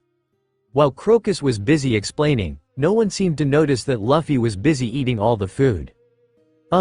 Wow, past Nami said, sheepishly, I didn't realize. Are we gonna be okay like this? Past Usopp questioned. Past Sanji sighed. Nami is so cute, even when she doesn't know what she's doing. So wait, what's bad? Luffy asked, too busy eating to actually know what was going on. Shut up, you morons! Past Nami yelled, causing past Usopp to pull his goggles over his eyes while past Sanji just swooned with his over-exaggerated affection. This bluefin tuna's trunk is really tasty, Luffy exclaimed as he kept scarfing the food. Seriously, can't he ever go even 1 second without stuffing his face? Sanji asked, irritated. Well, at least he was listening, Zoro said. Oh, sure, unlike your lazy butt, Nami glared. Watch it, Zoro glared back. If you kids are going to sail through the Grand Line, Crocus went on, you're going to need a log pose. What's a log pose? Asked past Nami. A log pose is a special kind of compass that records magnetic fields, said Crocus. You mean a weird-looking compass? Luffy asked, still munching on the fish. Yes, Crocus replied. They have quite an unusual shape. They look like glass globes with a little needles inside. You mean like this? Luffy asked, holding up said item. Yes, exactly like that, said Crocus. Wait, how come that only has 1 needle? Asked Aika. I thought a log pose has 3 needles. That log pose is for the first half of the Grand Line, Nami answered as she showed Aika her log pose. The log pose we have now is meant for the New World because here, the magnetic pull can be really unstable. Oh, Aika realized. Well, that makes sense, Kumi said as she looked at the log pose, too. Just entering the Grand Line is hard enough, said Crocus. Without a log pose, navigating around here is impossible. I see, past Nami nodded. Except, there's one thing I don't get. She then glared at Luffy, who suddenly gulped nervously before she punched him in the face.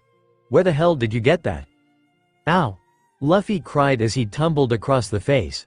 That hurts, you know, and for your information, those weirdos from earlier dropped it. Weirdos? Past Nami repeated. You mean those 2 from earlier? Yeah, Luffy nodded. Why'd you hit me? Just because, past Nami answered. Just because? Luffy repeated in shock. Wow. Nami muttered. I was awful back then. Yeah, you were, Zoro said. Not even gonna sugarcoat it. Oh, come on. Cut me a little slack, Nami complained. So this is a log pose, huh? Asked her past self as she inspected the log pose. It doesn't have any markings though. The many islands of the Grand Line have magnetic fields that operate according to their peculiar laws, explained Crocus. Thus, you must record the magnetic field that connects one island to another in the log pose and then sail to the island the needle points to. On this sea, normal navigational instruments, like compasses, just don't work, so you have to depend on the log pose to display the magnetic fields. Using reverse mountain as your starting point, you must pick one of 7 magnetic fields. No matter which island you start from, all the routes eventually lead into one. And the very last island of them all is Raftel. It's very last island of the Grand Line. In all of history, only one group of pirates had ever made landfall there for sure. The crew of the King of the Pirates, Gold Roger. Raftel is the stuff of legends. Raftel. Aika whispered. That's where the One Piece is supposed to be hidden, isn't it? So they say, Blizzard said. We won't really know for sure until we get there. So, is there where it is? Past Usopp asked, anxiously. The legendary One Piece? Who can say? Crocus asked. Note their legend is as tempting, yet as far as I know, none have reached the island as of yet. You mean, Luffy began as he chomped on the fish bones, until we get there. Crocus' eyes went wide upon seeing that broad grin of Luffy. It was almost like he was stricken by shock. No, more like nostalgia. You know, Sanji began. I've always noticed something. People always seem to stop and stare at Luffy a lot when he talks like that. It happened here, and it also happened with Rayleigh Gold Roger Bar. I noticed that myself, Blizzard said, although, I try not to overthink it. Yeah, me neither, Zoro said. Still, Luffy has that effect on people. He sure does, Frankie nodded. Soon, Luffy leaned back in the chair with an overstuffed belly as he gave out a satisfied sigh. Well, I'm satisfied, he said. You guys ready to go? It was at that moment that past Sanji and past Usopp noticed that Luffy had pretty much inhaled all the food on the table. I told you that was for all of us, past Sanji barked. He even ate the bones. Past Usopp gawked at the empty plates. Damn glutton. Sanji cursed. Seriously, he has no sense of self-control whatsoever. I still don't understand how he did that, Usopp exclaimed. Yeah, how is Luffy able to eat solid bone? Asked Chopper. Especially after it's been cooked. Speaking from experience, Blizzard started. Luffy actually has pretty impressive jaw strength that's almost equal to mine. I've always figured that's how he can crunch bones to nothing but powder and not choke on the shards that his molars create. A log pose. Past Nami whispered as she looked at the navigational tool on her wrist. I'd better be careful with this, then.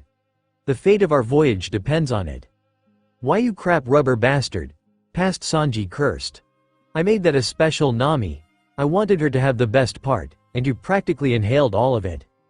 WHAK. He kicked Luffy in the back of his head, sending him crashing through the log pose that past Nami was holding, shattering it. Oh. Zoro muttered. And 3, 2, 1. Usopp counted. Sanji. Luffy. Past Nami spoke in an eerily sweet voice. Yes, Nami, past Sanji asked, amorously. Go and soak your heads in the ocean. Past Nami yelled as she kicked both Luffy and past Sanji in the water, and the memory momentarily went black. When it returned, the Straw Hat saw Mr. Nine and Vivi, still as Miss Wednesday, bowing before the past quintet. Whiskey Peak? Luffy asked. What's that place? It's the name of our town, said Mr. Nine. So you lost your ship, past Nami began, and now, you need us to get you home? And just why should we help you? You did try and kill Laboon, after all. Yeah, who the hell are you creeps, anyway? Asked past Usopp. I'm a king, of course ow. Mr. Nine cried as past Nami pinched his cheek, easily able to see through his lie. I'm sorry, we just can't tell you, okay? Please, we just want to go home. Vivi pleaded. We promise to repay you, it's not our fault. You see, our work requires us to be as secretive as possible. Our company's motto is, mystery. That's all we can tell you. And we can only hope to appeal to your better nature. Don't trust either of them, said Crocus. These two are no good. Yeah, Aika said. Miss Vivi wasn't being very nice. Now, Aika, said Nami. I know she's not acting like the Vivi we told you about, but there's a good reason why she's acting all mean, right now. By Hue, said past Nami as she held up the log pose that Luffy and past Sanji broke. Isn't this yours? We kinda broke it by accident. What? Mr. Nine questioned in shock. Broke it? That was my log pose. We groveled before you, and you mean to tell us that you're stuck, too? Vivi shouted in disbelief. But we still have one that Crocus gave us, past Nami spoke, causing the duo to grovel before her again. We appealed to your better nature, again, they whimpered. Sure, Luffy spoke up. You guys can come with us. Luffy? Past Nami asked in surprise. They just want to go home, right? Luffy asked. And the next island isn't very far, is it? So let's take him. But, well, past Nami stammered. It's just that, she then sighed, all right. No arguments here, past Sanji sang, standing next to Vivi, who blinked in surprise. Soon, the past Straw Hats were all on board the Going Merry with their two so-called guests. It's time to get moving, said Crocus. Your log pose should be all set by now. Did you use the map? Sure did, past Nami confirmed. It's all set, it's pointing straight to Whiskey Peak. Boy, Crocus said to Luffy, who blinked at him. Are you sure about taking those two with you? Once you've chosen your course, there's no changing it. Well, if we don't like it, Luffy started, we'll just sail around again, right? Crocus chuckled in his throat. So you will, he said, causing Luffy to smirk. That Luffy, Zoro grinned, he's always so blunt. Wouldn't have him any other way, Nami said. Indeed, Brook agreed. Well, so long, Flower Pops, Luffy said. Goodbye, Crocus. Past Nami waved. And thanks for the log pose. Good luck to you, Crocus said. May the winds fill your sails. See y'all later, whale, Luffy called out to Laboon, who bellowed out to the heavens as the Merry sailed off, heading out into the vastness of the Grand Line. He said, I can't wait for our rematch, Chopper translated. Yo ho ho ho ho, Brook laughed.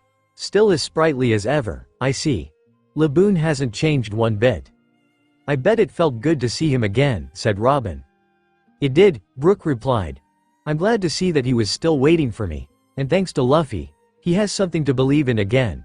I may not have liked the methods he used, but I suppose force was the only way. Yeah, nothing makes you see sense like a good hit to the head, said Frankie. Soon, another memory appeared. It was the Merry, sailing along the sea while snowflakes fell gently around them. It's snowing, Aika cheered, happily. Wow, Chopper exclaimed. Out on the deck, Luffy and past Usopp were keeping themselves busy by building snow sculptures. For instance, Luffy had made a rather lopsided snowman with a barrel on its head. Perfect, he exclaimed. All done. Well, look who just dropped in, it's Mr. Snowbarrel. Ha ha ha. Past Usopp laughed, tauntingly. You amateur. You call that pathetic blob a snowman? What? Luffy questioned as he looked at the sniper's snow sculpture, which was a perfectly built likeness of Kaya. Behold! A soulful inspired work of art. The Snow Queen, past Usopp boasted, proudly. That looks like Kaya to me, Zoro smirked. Don't even start, Usopp glared. I think it looks pretty good, actually, said Frankie. Whoa, nice, Luffy exclaimed. But can your lady do this? He then struck the back of Mr. Snowbarrel, causing his broomstick arm to shoot off and completely pulverize her head, to past Usopp's horror. What in the hell do you think you're doing? Yelled past Usopp as he kicked Mr. Snowbarrel's head, destroying it and causing the barrel to fall on the snowman's lower half. Hey, you big bully! Luffy shouted before he tackled past Usopp, who proceeded to chase after him while pummeling him with snowballs. However, Luffy soon retaliated by chasing after the sniper with a giant snowball. Who's the amateur now, huh? He asked as he kept chasing past Usopp until he eventually flattened him, which prompted him to chase after the captain with said snowball. Come back here and taste your murder, past Usopp yelled. That looks fun, Aika said. Trust me, Aika, Usopp began, you wouldn't want to join in on that. Why weren't you and Luffy not wearing coats? Chopper asked. It had to be at least 20 below zero out there. That's because they were too stupid to realize just how cold it was, said Nami. And where's Zoro? Asked Brook. Where do you think? Asked Sanji as he pointed over at past Zoro, who was snoring on the deck, the snow piling up on top of him as he slept. Of course Moss Head's just sleeping in the snow, said Sanji with a sneer. Oh, shut it, Zoro glared. Nami, past Sanji called. Aren't I doing such a wonderful job shoveling snow for you? You're doing good, Past Nami called from the galley, wrapped up in her coat, scarf, gloves, and earmuffs. Keep it up. Yes, ma'am. Past Sanji exclaimed. And what were you doing? Usopp asked as he glared at Nami. For your information, Nami started, I was just checking our course. And inside? Asked Zoro. It was freezing, Nami complained. Anyway, you were just lying there on the deck, asleep. Yeah, Moss head, said Sanji. You should talk. Come to think of it, you didn't do anything, did you? Usopp asked. Shut your traps, Zoro barked, only for the sound of booming thunder to interrupt him, which prompted Aika and Kumi to yelp before they hid underneath Blizzard. What was that? Aika asked. Scary, Kumi cried. Girls, relax, it was only thunder, Robin said. Suddenly, they heard the sound of past Nami letting out a horrified shriek before she came outside.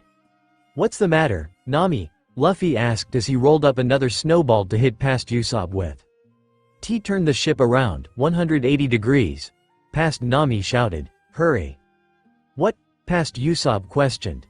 180 degrees. Why are we turning around?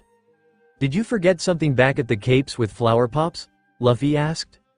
No, you doofus, Past Nami yelled as she looked at the log pose. Somehow, we got turned around. We're going back the way we came. How is this even possible? I only took my eyes off the log pose for just a second, and the sea was so smooth. The sea is having her way with us, you fool, said Mr. Nine, snidely. Some navigator you are, said Vivi, mockingly. Here on the Grand Line, you can't trust the wind, sky, the waves, or even the clouds. Everything here is treacherous. The only thing you can count on is the log pose. Understand, girl? Hey, Luffy shouted. Don't talk about Nami that way. She's the best navigator there is, and I know because I picked her. Luffy, I can handle this, said past Nami, before she promptly kicked Vivi and Mr. Nine outside. Since you seem to know everything, why don't you idiots get your asses out there and help? Ah, they screamed. Haha, Luffy laughed, serves you right. Luffy, that goes for you, too, past Nami ordered. Yes, ma'am, Luffy squeaked as he retreated. Soon, the group started to run into all kinds of problems, like wild storms and rough waves, icebergs, and giant dolphins leaping out of the water. As if that wasn't bad enough, the hull started to leak after hitting the iceberg, and the harsh winds threatened to tear the sails. Past Sanji tried to help everyone keep up their strength by feeding them rice balls. But Luffy tried to eat most of them while barely leaving some for the others, and the whole time, past Zoro still remained asleep. I feel so embarrassed, Nami said as she put her hand to her forehead. I can't believe that I still had so much to learn. I thought I knew what I was doing. That's what experience is for, you know, said Robin. Yeah, don't beat yourself up, Nami, Usopp added. Even though it was your first time navigating in the Grand Line, you still got us all out of some tough scrapes. Now and then, we would have been sunk long ago if it weren't for you. And those skills get us through the new world, today, Frankie added. Ah, shucks, Nami smiled. Thanks, guys. Some help you were, though, Usopp said as he glared at Zoro. How could you sleep through the whole damn thing? Our lives were at stake. I was tired, all right? Zoro tried to justify himself. Tired from what? Sanji quipped. Drinking until your ass was numb? Why you? Zoro snarled. Before too long, the past Straw Hats had managed to hit calmer waters, and while everybody else was lying around on the deck, save for Luffy, of course, past Zoro finally decided to wake up. Ah, he sighed. That felt good. He then looked around and spotted the others, lying about. Huh? How come you guys are just lying around? I know the weather's nice, but come on. This is no time to be lazy. We better be going in the right direction. You hypocrite. Nami growled. Oh, shut up, Zoro sneered.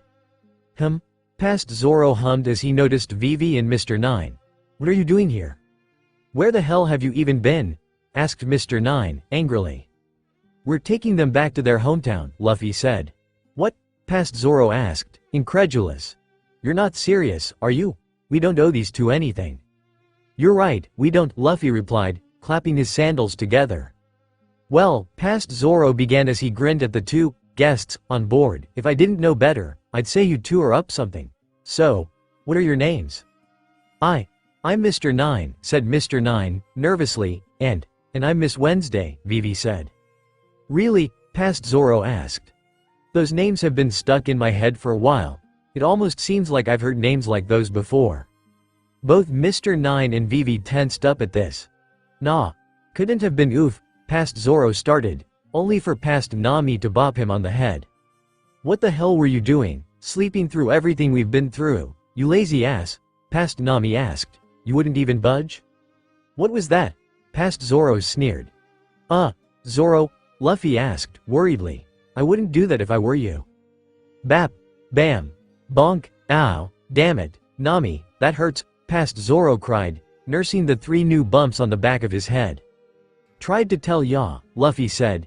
Big sis is scary, Aika squeaked. You're lucky, Aika, Zoro said. Since you're a kid, she goes easy on you, ow. Nami pinched his cheek at this.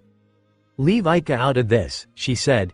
Stay alert, everyone, her past self called out. Who knows what might happen next? Now I know who dangerous the Grand Line truly is and how it got its reputation. My skills at navigation are useless here. Yeah, you tell him, Nami, Luffy cheered. Wait, did you just call yourself useless? Are you sure we're gonna be okay? Past Usopp asked. Of course I'm sure. Past Nami answered. Something good is sure to come along. She then looked out to the horizon and smirked. And if you don't believe me, just look ahead. The first leg of our journey is over. The past Straw Hats all looked and spotted an island that had what looked like giant cacti growing around. Whoa! Luffy exclaimed as he sat on the Mary's head. Look at that! It's an island of giant cactuses. Actually, the correct plural is cacti, Robin said. And they're not really cacti. They're just rock formations that look like cacti. The needles are actually gravestones.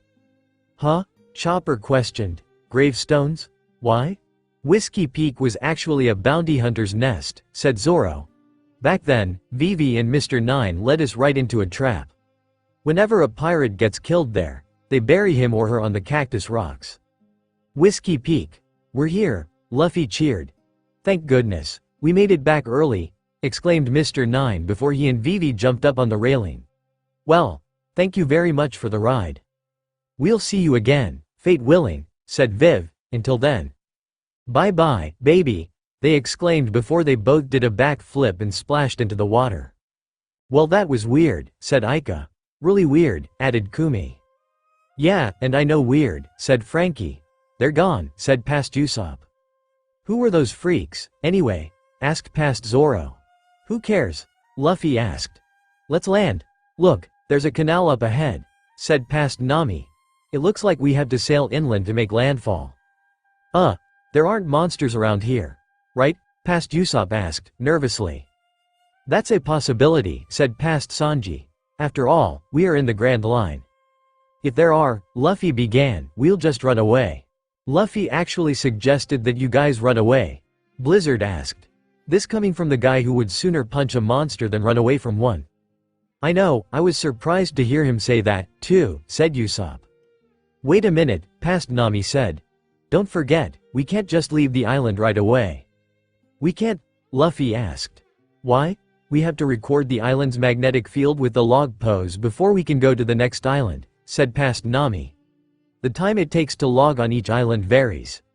Some islands may take a few hours, but others could take days. You're saying that if this island was full of monsters, we might have to stay and hide for days? Past Usopp questioned. Pretty much, Past Ladley. She. Luffy laughed. Well, we'll worry about it when the time comes. Let's get going already. But Luffy, Past Usopp cried. We have to sail up the river because it's the only way in and out, right? Luffy asked. Looks like it, to me, said Past Nami. Luffy's right, said Past Zoro. There's no use in sitting around, waiting. Let's get moving. Don't worry, Nami, Past Sanji grinned. I'll be sure to keep you safe. Although Luffy tried not to show it, the Straw Hats could see the memory turn red while Luffy himself turned a big green, again. I'll be the one protecting Nami, you jerk. Whoa, where'd that come from? Guys, Past Usopp asked, nervously. I think I'm coming down with, I better not go on this island, sickness. Sure, Usopp, whatever, said Past Nami. No, wait, Past Usopp cried. This island. We're going in, said past Zoro. Remember, stay alert and be ready for anything. We might end up getting into a fight. Gotcha. Luffy nodded. As the group sailed through the mist, the Straw Hats, both past and present, could hear the sound of voices. Hey, I think I see a pirate ship. Really? Yeah, right there, it's coming towards the docks. Who's that? Chopper asked. I dunno, said Frankie. Luffy hummed, inquisitively. Hey, I can hear people talking, but it's hard to see through all this fog. Wait, people? Past Usopp questioned. What do you mean, people? That's when the group broke through the mist, and instead of seeing an angry mob, they were instead welcomed by a crowd of celebrating people. Welcome to Whiskey Peak, they exclaimed, cheering, waving banners, and throwing confetti into the air. Huh? The past Straw Hats muttered. Hey, Zoro, Ika said. I thought you said this was a bounty hunter's nest. It is, Zoro answered. This is just a little ploy they use to get pirates to lower their guard. They throw them a huge party to make them think they're safe, and then they kill them. Sorry I asked, Ika said, worriedly. Suddenly, I don't like the sound of this place, anymore, said Chopper. Brook hummed as he looked over at Robin, who seemed a bit uneasy. Miss Robin? Are you all right? You've been awfully quiet, all of a sudden. Soon it will be my turn, Robin whispered. What? Frankie asked. Never mind, Robin replied. Just watch and you'll see what I mean. Whoa, check it out, Luffy exclaimed. They're welcoming us? Past Usopp asked. I don't know what's going on here, past Sanji began before he looked at the scores of cheering young girls, which caused him to grin with hearts in his eyes and flared up nostrils, but I like it. Hello, ladies. Oh, brother. Past Nami murmured. Man, what a welcome, past Usopp exclaimed before he began to blow kisses to the crowd. These guys are treating us like heroes. Wow, Luffy cheered. Hi, everybody, thanks for welcoming us. That's when the small crew was approached by a man with curls in his hair, like he was wearing a powdered wig, like that of an opera singer, and holding a saxophone in his hand. Ahem. He cleared his throat. Welcome. My name is Igaraboy. Iga what? Ika asked. Igaraboy, said Robin. Although his real name is actually Igaram. While he was working for Baroque Works, he was originally called Mr. 8. He was Princess Vivi's loyal attendant. Oh, I see, said Ika. No doubt this all comes to a surprise to you, said Igaram. This is Whiskey Peak, a bustling town of ale brewing and music. We pride ourselves on our hospitality, as well as our ale. In fact, we practically have an ocean of it. We would love to hear the tales of your journey. Now would you be so kind as to join our air? Ahem, as to join our celebration in your honor? Dude, Luffy began, your hair is curled way too much. He then grinned as he hooked his arms around past Usopp and past Sanji. But sure, why not? Let's party, exclaimed past Usopp and past Sanji cheered as they went to join in the festivities. The memory soon shifted, and it was nightfall. The past Straw Hats all sat in a huge cabin, surrounded by their hosts.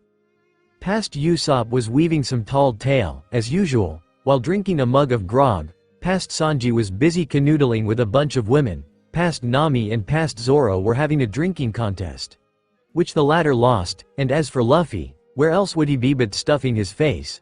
In fact, by now, he had eaten so much, his stomach had bulged out at least twice its size. But unsurprisingly, he was still hungry. Gimme more, Luffy shouted as he held up an empty plate with at least 30 stacked around him, while one of the cooks collapsed behind him, completely exhausted. Ha ha ha ha ha, Blizzard laughed. It figures, no one can keep up with Luffy's appetite. No one except for me, said Sanji. Of course, I have my little helper. That's me, Ika grinned. Eventually, the party was still going. Luffy had so much, that his stomach looked like an overly inflated beach ball. He had at least 100 plates stacked around him by now, but after he took that last bite, he finally decided he couldn't eat anymore and fell backwards onto the floor, rubbing his bloated belly. This is a new feeling, he groaned. I think it's full. Not long after, 2 more chefs collapsed on the floor as well. 3 cooks are down, someone exclaimed. Glad to hear it. Thanks.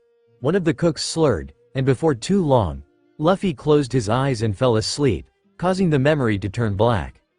How much food did Luffy eat? Chopper asked. More than enough to put him in a food coma, said Nami.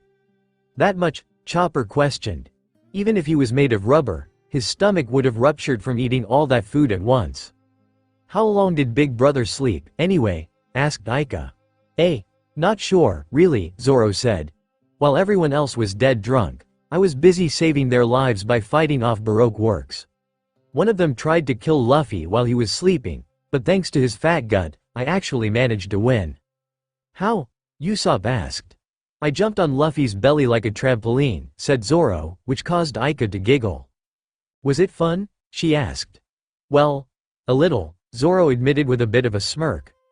Just then, the memory returned, and Luffy suddenly woke up, only for some reason, he was outside, and although the sound was a bit muffled, due to him feeling groggy, he could hear past Nami and past Zoro arguing about something. That's when he used forward momentum to stand up straight, despite still being bloated, before he walked off, his belly bouncing and jiggling with every step he made. Bathroom, he murmured as he waddled off. The Straw Hats had to admit, it was a little funny, seeing their fattened captain waddling off all bloated like that before he stopped in front of a river. The moment the Straw Hats heard the sound of a zipper going down, they immediately covered their eyes, including Aika and Kumi, since they knew that sound meant only one thing. After they heard liquid splashing, followed by Luffy zipping up his fly, the Straw Hats opened their eyes. Ah! Luffy sighed in relief. That's better, now back to sleep. He soon stopped, however, when he saw a shocking sight. The same people who greeted him at the island's coast, all cut up and covered in blood. Ah! What the hell happened here? What happened to the people? Aika asked. Aika, remember? Zoro asked. I told you, this is a bounty hunter's nest. I just got through cutting these guys up. Oh, yeah, Aika realized. Geez, Blizzard exclaimed. You could have held back a little bit, Zoro, you know. What did you do? Use Dragon Twister on him. Soon, Luffy waddled up to one of the men that past Zoro had attacked and gently held him up. Hey, what happened? He asked. Who did this to you? It was that friend of yours, the man choked. The swordsman with the green hair. Zoro. Luffy whispered in shock. Why would he do this? He then growled. Where did Zoro go? E-Man groaned as he pointed off towards the town, which caused Luffy to gently lay him down to the ground and run off. Although it looked a little awkward since he was still so fat. Zoro's gonna pay for this. He hissed. So, wait, I'm confused, said Frankie. Why did Luffy get pissed? It was all just some stupid misunderstanding, said Zoro. Luffy thought I did that to them just to be mean.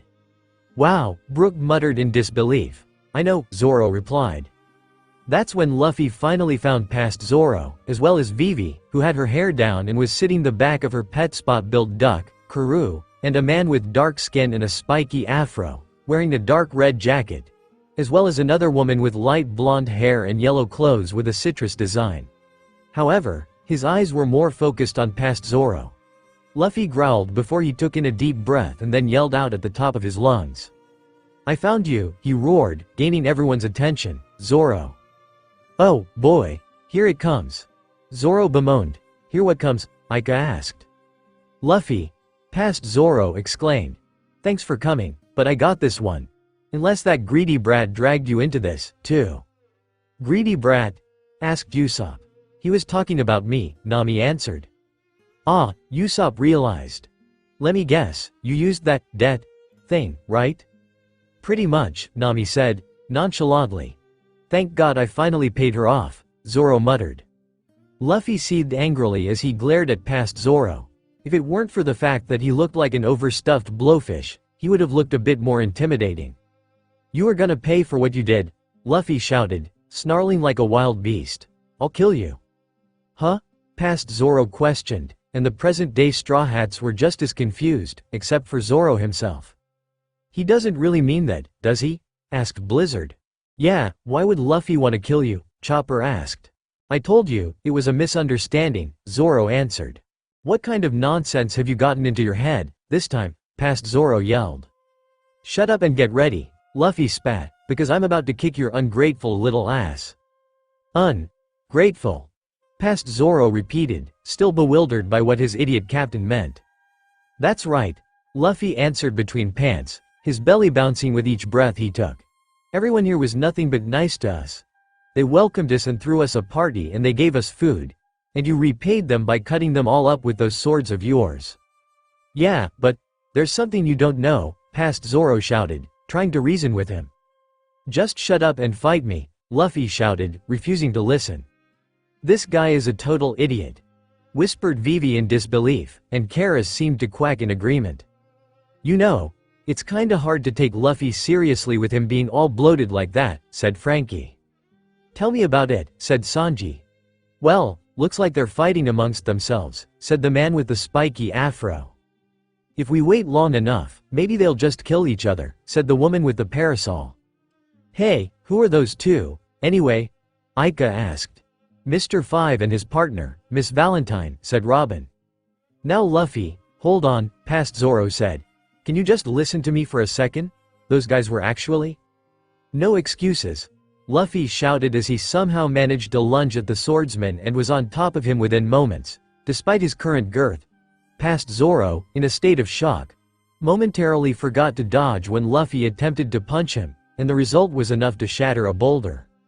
Even though he's so fat, Kumi began, Luffy's still so fast. And did you see that punch? Chopper questioned. What are you trying to do, kill me? Past Zoro asked in shock. Luffy confirmed. Die, past Zoro gaped, but then immediately ducked out of the way when Luffy attempted to kick him in the head, only to hit a rock face. When he tried to hit him again, he only ended up missing and ramming his head into another boulder. He's gone nuts, past Zoro whispered. Luffy, stop it, please, listen to me. But it appeared that his pleas fell on deaf ears, for Luffy kept trying to attack him. Unbelievable, he really wants to kill him, Brook cried.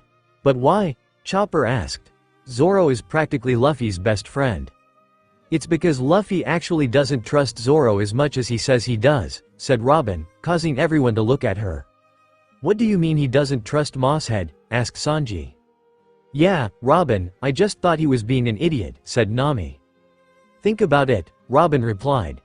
If Luffy really did trust Zoro, then why didn't he believe him over some stranger he just met? Deep down, Luffy actually knows that Zoro is capable of killing someone, so he doesn't bother to let him explain himself. Luffy doesn't trust me, Zoro whispered. Hey, tough guy, Luffy shouted as he tried to punch past Zoro again. Stop running away. Damn it, past Zoro cursed. Quit screwing around. Bam! He kicked Luffy viciously in the belly, causing him to be sent flying like a giant rubber ball. He ended up crashing into Mr. Five and Miss Valentine, and they all went flying into a nearby building. Big brother, Aika cried. That was a really hard kick, Kumi exclaimed. That's when Mr. Five stood up and rubbed his forehead, clearly irritated by Luffy and past Zoro's shenanigans. Now you and your friend really managed to get in the way of our plans, he said. What happened? Asked Miss Valentine, dizzily. What's going on? Since you two want to kill each other so badly, Mr. Five said, we're gonna do you a favor. He glowered down at Luffy, who was still lying bloated on the floor. We'll kill you both, ourselves. Okay.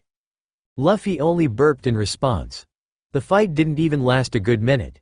It only took about half that time before Mr. Five was vanquished, and after that, Luffy came out, dragging the beaten bomb man behind him while patting his now flattened stomach. Phew, he sighed. Well, that was a good workout. I finally managed to digest some of that food. Some of it, Blizzard muttered. Well, that was boring, said Sanji. Are these Baroque work guys really all they're cracked up to be? Asked Frankie. In the face of Luffy? Nami asked. Not likely. Robin could only sigh and shake her head at her former cohorts. They had clearly underestimated Luffy. Alright, Luffy said as he fiercely glared at past Zoro. Let's finish this. Okay, Luffy, just calm down and hear me out, said past Zoro, trying to explain himself while Miss Valentine floated over his head, ranting about something. Everyone who lives on Whiskey Peak is actually a bounty hunter, and that makes them all our enemies. Hey, Miss Valentine shouted. Pay attention to me, you jackass. Seriously? Asked Usopp. What did she want? Just ignore her, said Robin. Miss Valentine was always one to try and get someone's attention. Why is she floating? Asked Aika.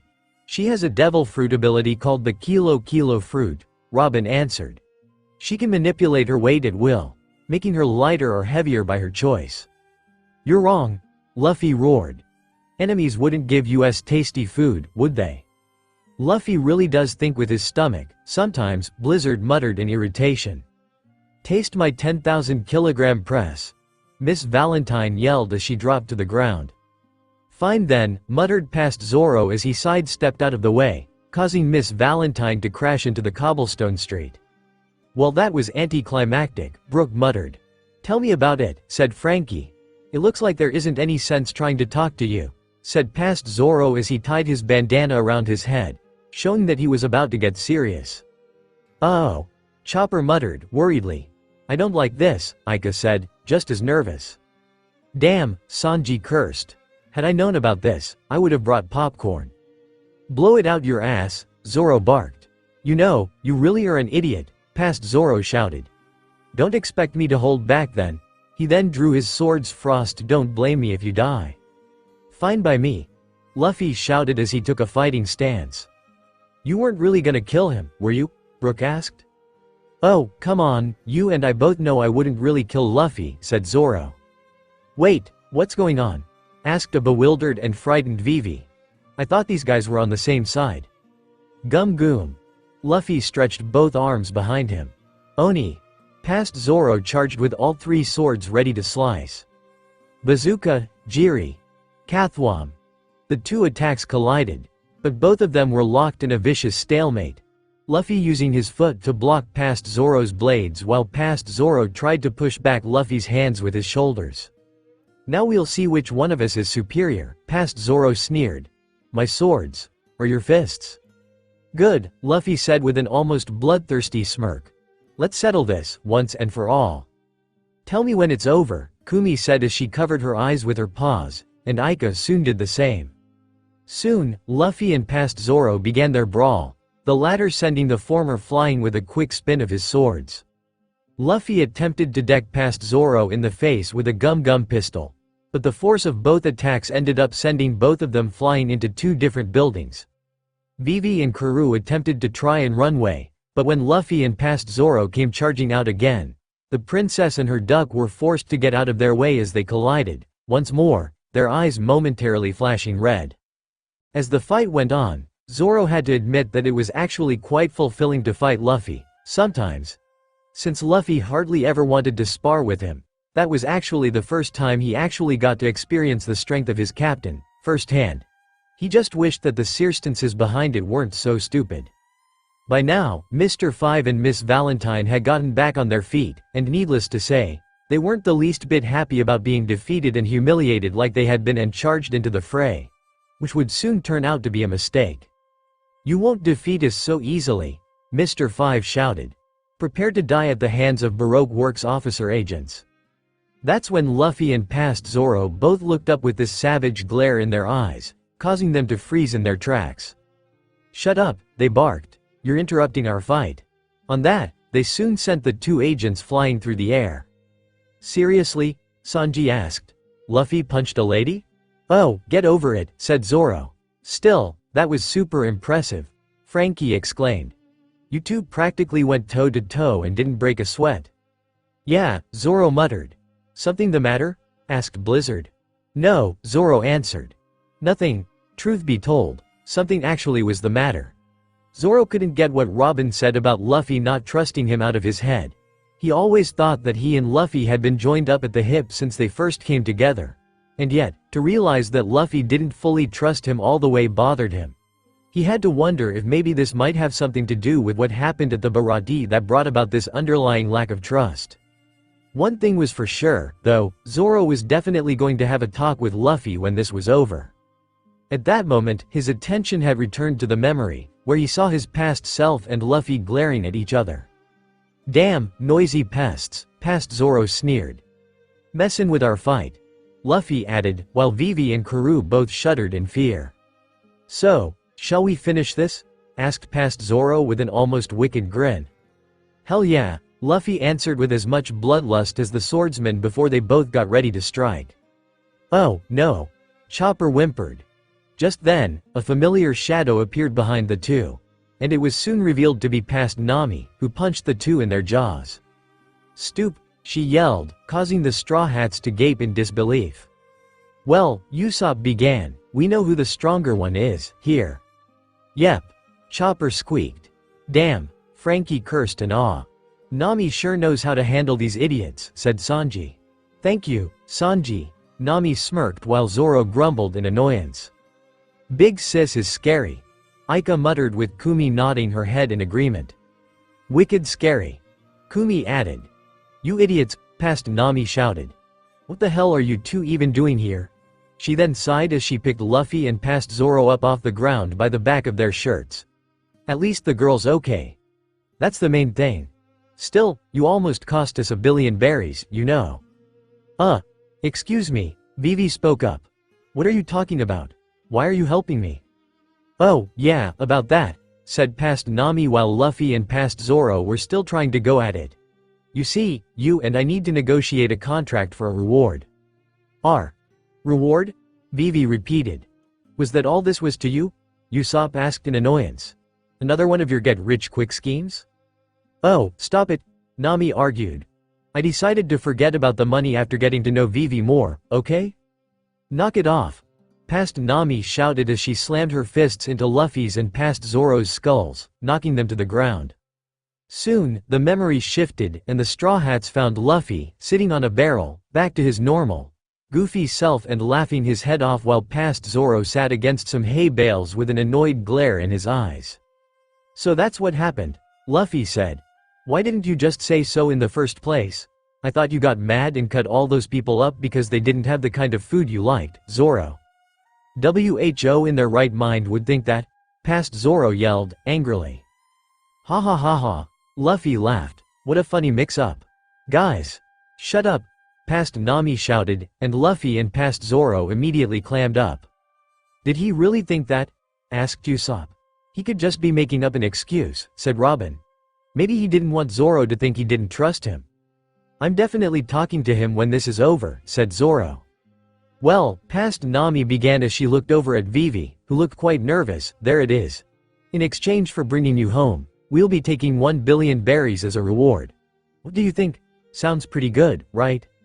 "No," Vivi answered, firmly. "It's impossible, although I am grateful that you all saved my life." "But why not?" asked past Nami, sounding disappointed. "You're a princess from a noble country, aren't you? What's 1,000,000,000 berries to you, anyway?" "Tell me," Vivi began, "do you people know anything about the kingdom of Alabasta?" "Can't say I heard of it before," said past Nami. "Yeah, me neither," Luffy spoke. "Ditto," past Zoro added. "You see," Vivi began, "Alabasta was once the most civilized nation on the Grand Line, and the most peaceful one at one time, as well." "At one time?" past Nami asked, incredulously. "What does she mean by that?" asked Aika. Robin sighed at this as she held her arms. "And Robin?" Aika asked in concern. "Aika. Remember when I said it was my turn, next?" Robin asked. "Oh, no," Aika said with dread. "Now, Aika," Robin began as she knelt before the child, "remember. I might have been different in the past, but it won't change the fact that I'm still the Aunt Robin that you love and loves you in return, right?" "Yeah," Aika nodded as she hugged Robin, who gently kissed her forehead. "Thank you, sweetie," said Robin. "The citizens of Alabasta have grown rebellious over the years," said Vivi. "Riots and uprisings have thrown the entire kingdom into turmoil. Then, one day, I learned of a secret criminal organization, called Baroque Works." "Baroque Works, huh?" Luffy muttered. "The rumor was that agents of Baroque Works had been stirring up the citizens," Vivi continued. "But try as I might, I couldn't uncover information that would help us fight these criminals. So I went to Igaram, who has looked after me since I was a little girl." "Curly-haired Pops?" Luffy asked. "Yes," Vivi nodded. "I hope to find the source of the rumors and infiltrate Baroque Works. I could then find out who was PD, learn his intentions." "That's pretty brave for a princess," said past Zoro. "It is, indeed," Brook exclaimed. "Such courage." "Vivi was willing to do anything for her country," said Sanji. "She was even willing to put her life on the line." "Yes," Robin agreed, But I was the one who found out she was a spy among Baroque works. Hold up, past Nami said. I thought Baroque works was supposed to create the ideal country. Why would they do something like them? Their boss deceives his minions with the talk of an ideal country, said Vivi. The true aim of Baroque works is the conquest of Alabasta. I've got to return to my homeland and stop the rebellion before my people throw themselves into Baroque works' clutches. Wait, I don't understand, said Kumi. How come Baroque works wanted to conquer this Alabasta place? They were after some kind of weapon, said Blizzard. That's what I heard from Robin, anyway. I see, said past Nami. So that's how it is, huh? I'm starting to get the picture. With your country in disarray like this, there's no money to be made. Does everything have to be money with you? Zoro asked. Will you let it go? Nami questioned. My god? You got a nitpick about every little thing with me? So who is it? Luffy asked, sounding all too eager to know. You know, the boss. Who's the guy pulling the strings? What? Vivi questioned. You can't be serious. I can't tell you that. If I did, they'd hunt you down to the ends of the world. Yeah, I can see what you mean, said past Nami, letting her cowardice take over. I mean, if he wants to conquer a kingdom, he must be one scary guy, right? He is, Vivi confirmed. I know you people are very strong, but there's no way you stand a chance against one of the 7 warlords of the sea, against Crocodile. All color left past Nami's face while Luffy and past Zoro blinked. Who now? Luffy asked, causing Vivi to gasp and cover her mouth while past Nami gaped in horror. Wow, Frankie muttered. Yeah. Vivi had a tendency to let things slip, Nami said, sheepishly. I guess in her worry, she forgot to keep it secret, said Robin. Hey, Chopper said as he pointed up at a rooftop. Who are they? The Straw Hats looked up to see a vulture and an otter, both of them wearing sunglasses, before they glanced at each other. And then the otter got on the back of the vulture and they flew away into the night. Those were Mr. 13 and his partner, Miss Friday, Robin said. In Baroque works, we called them the Unluckies, because if any Baroque work agent messed up and they were around to hear it, they'd be unlucky enough to suffer their wrath. Huh, Aika muttered. The otter looks pretty cute. WHO were those two, just now? Past Nami questioned as she began to violently shake Vivi. Are they going to report that you just told us their secret? Huh? Oh, I'm sorry, Vivi cried. Hey, Zoro, did ya hear that? Asked Luffy, excitedly. One of the 7 warlords. Sounds like fun, past Zoro smirked. I'm sorry, it just slipped out, Vivi cried. Slipped out? Past Nami shrieked. Now, and because of you. Those creeps are gonna be gunning for us, next. She then broke down in tears. We finally managed to reach the Grand Line after all this, and we're already on the hit list of one of the 7 warlords. This is just too much. Nami, I actually feel your pain, said Usopp as he put his hand on her shoulder. Thank you, Usopp, Nami exclaimed. At least somebody gets it. Looks like we got lucky, said past Zoro. We'll get to meet him soon. Yeah, Luffy said. I wonder what he's like. Both of you, can it? Past Nami shouted before she turned and stormed off. Well, it was fun while it lasted, you guys. Hey, Nami. Where are ya going? Luffy asked. At least Crocodile doesn't know what I look like, past Nami answered. I'm getting out of here. Unfortunately for her, she didn't get very far, for Mr. 13 soon revealed sketches of past Nami, past Zoro, and Luffy. And although the navigator praised his artwork, she was soon forced to change her mind when she realized that now, Crocodile would know her face. Well, now I can't leave, past Nami shouted. I'm sorry, Vivi squeaked. She, Luffy laughed. Isn't Nami funny? Where would you run, anyway? Asked past Zoro. You sure changed your mind, quick, said Zoro. Oh, shut up, Nami glared. It's not like I could leave you guys, anyway, you'd all be hopeless without me. That's true, Sanji said. Without Nami, we couldn't sail our way out of a paper bag. Looks like the 3 of us are on Baroque Works hit list, said past Zoro with an amused grin. This is getting exciting, Luffy exclaimed while past Nami sat in a corner in comical depression. If you want, Vivi began. I can pay you 500,000 berries in advance and pay you the other half later, okay? Fear not, princess. The group turned to see Igaram. Only, for some reason, he was dressed up like Vivi, and holding 3 dummies with him. I will. Ahem, ma. Igaram started. Everything is under control, I have a plan. What is he doing? Asked Frankie. He's using himself as a decoy, said Nami. I must say, Brook began. He's quite bold. Igaram, what are you doing dressed up like that? Vivi questioned. Wow, you look great, curly-haired pops, Luffy exclaimed. My god, they're all crazy. Here, past Nami bemoaned. Luffy's actually into cross-dressers, Blizzard asked in disbelief. Well, I guess that makes sense, considering Bon Clay. Who's Bon Clay? Aika asked. You'll see him after a while, said Chopper. Now, listen carefully, said Igaram. Now that you are wanted by Baroque Works, they'll be sending someone after you, right away, especially since you beat Mr. 5 and Miss Valentine. Luffy nodded. Gotcha. There's something else you should know, Igaram said. Right now, there is no current bounty on the boss of Baroque Works, even though he is one of the 7 warlords of the sea. However, Sir Crocodile once had a bounty of 80 million berries on his head. 80 million? Aika asked. That's pretty big, said Kumi. By the way, Igaram began, about escorting the princess to Alabasta. Huh? What are you talking about? Luffy asked. He wants us to take her back home, said past Zoro as he pointed at Vivi. Oh, is that the deal? Luffy asked. Sure, we'll do it. 80 million? Past Nami questioned. That's 4 times as much as Arlong, turn it down. Princess, Igaram said, please, give me your eternal pose. Vivi, though hesitant, nodded her head and gave Igaram said eternal pose. What's an eternal pose? Asked past Nami. You mean you don't know? Asked Igaram. Simply put, it's like a permanent log pose. The normal log pose guides you from one island to the next along the Grand Line, but the eternal pose remembers one location forever. No matter where you go, it always points to the same island. This is our eternal pose. The magnetic coordinates of Alabasta are recorded in it. Can't tell you how handy those are, said Nami. Tell me about it, Usopp said. Although, lately, you don't see as many of those in the New World.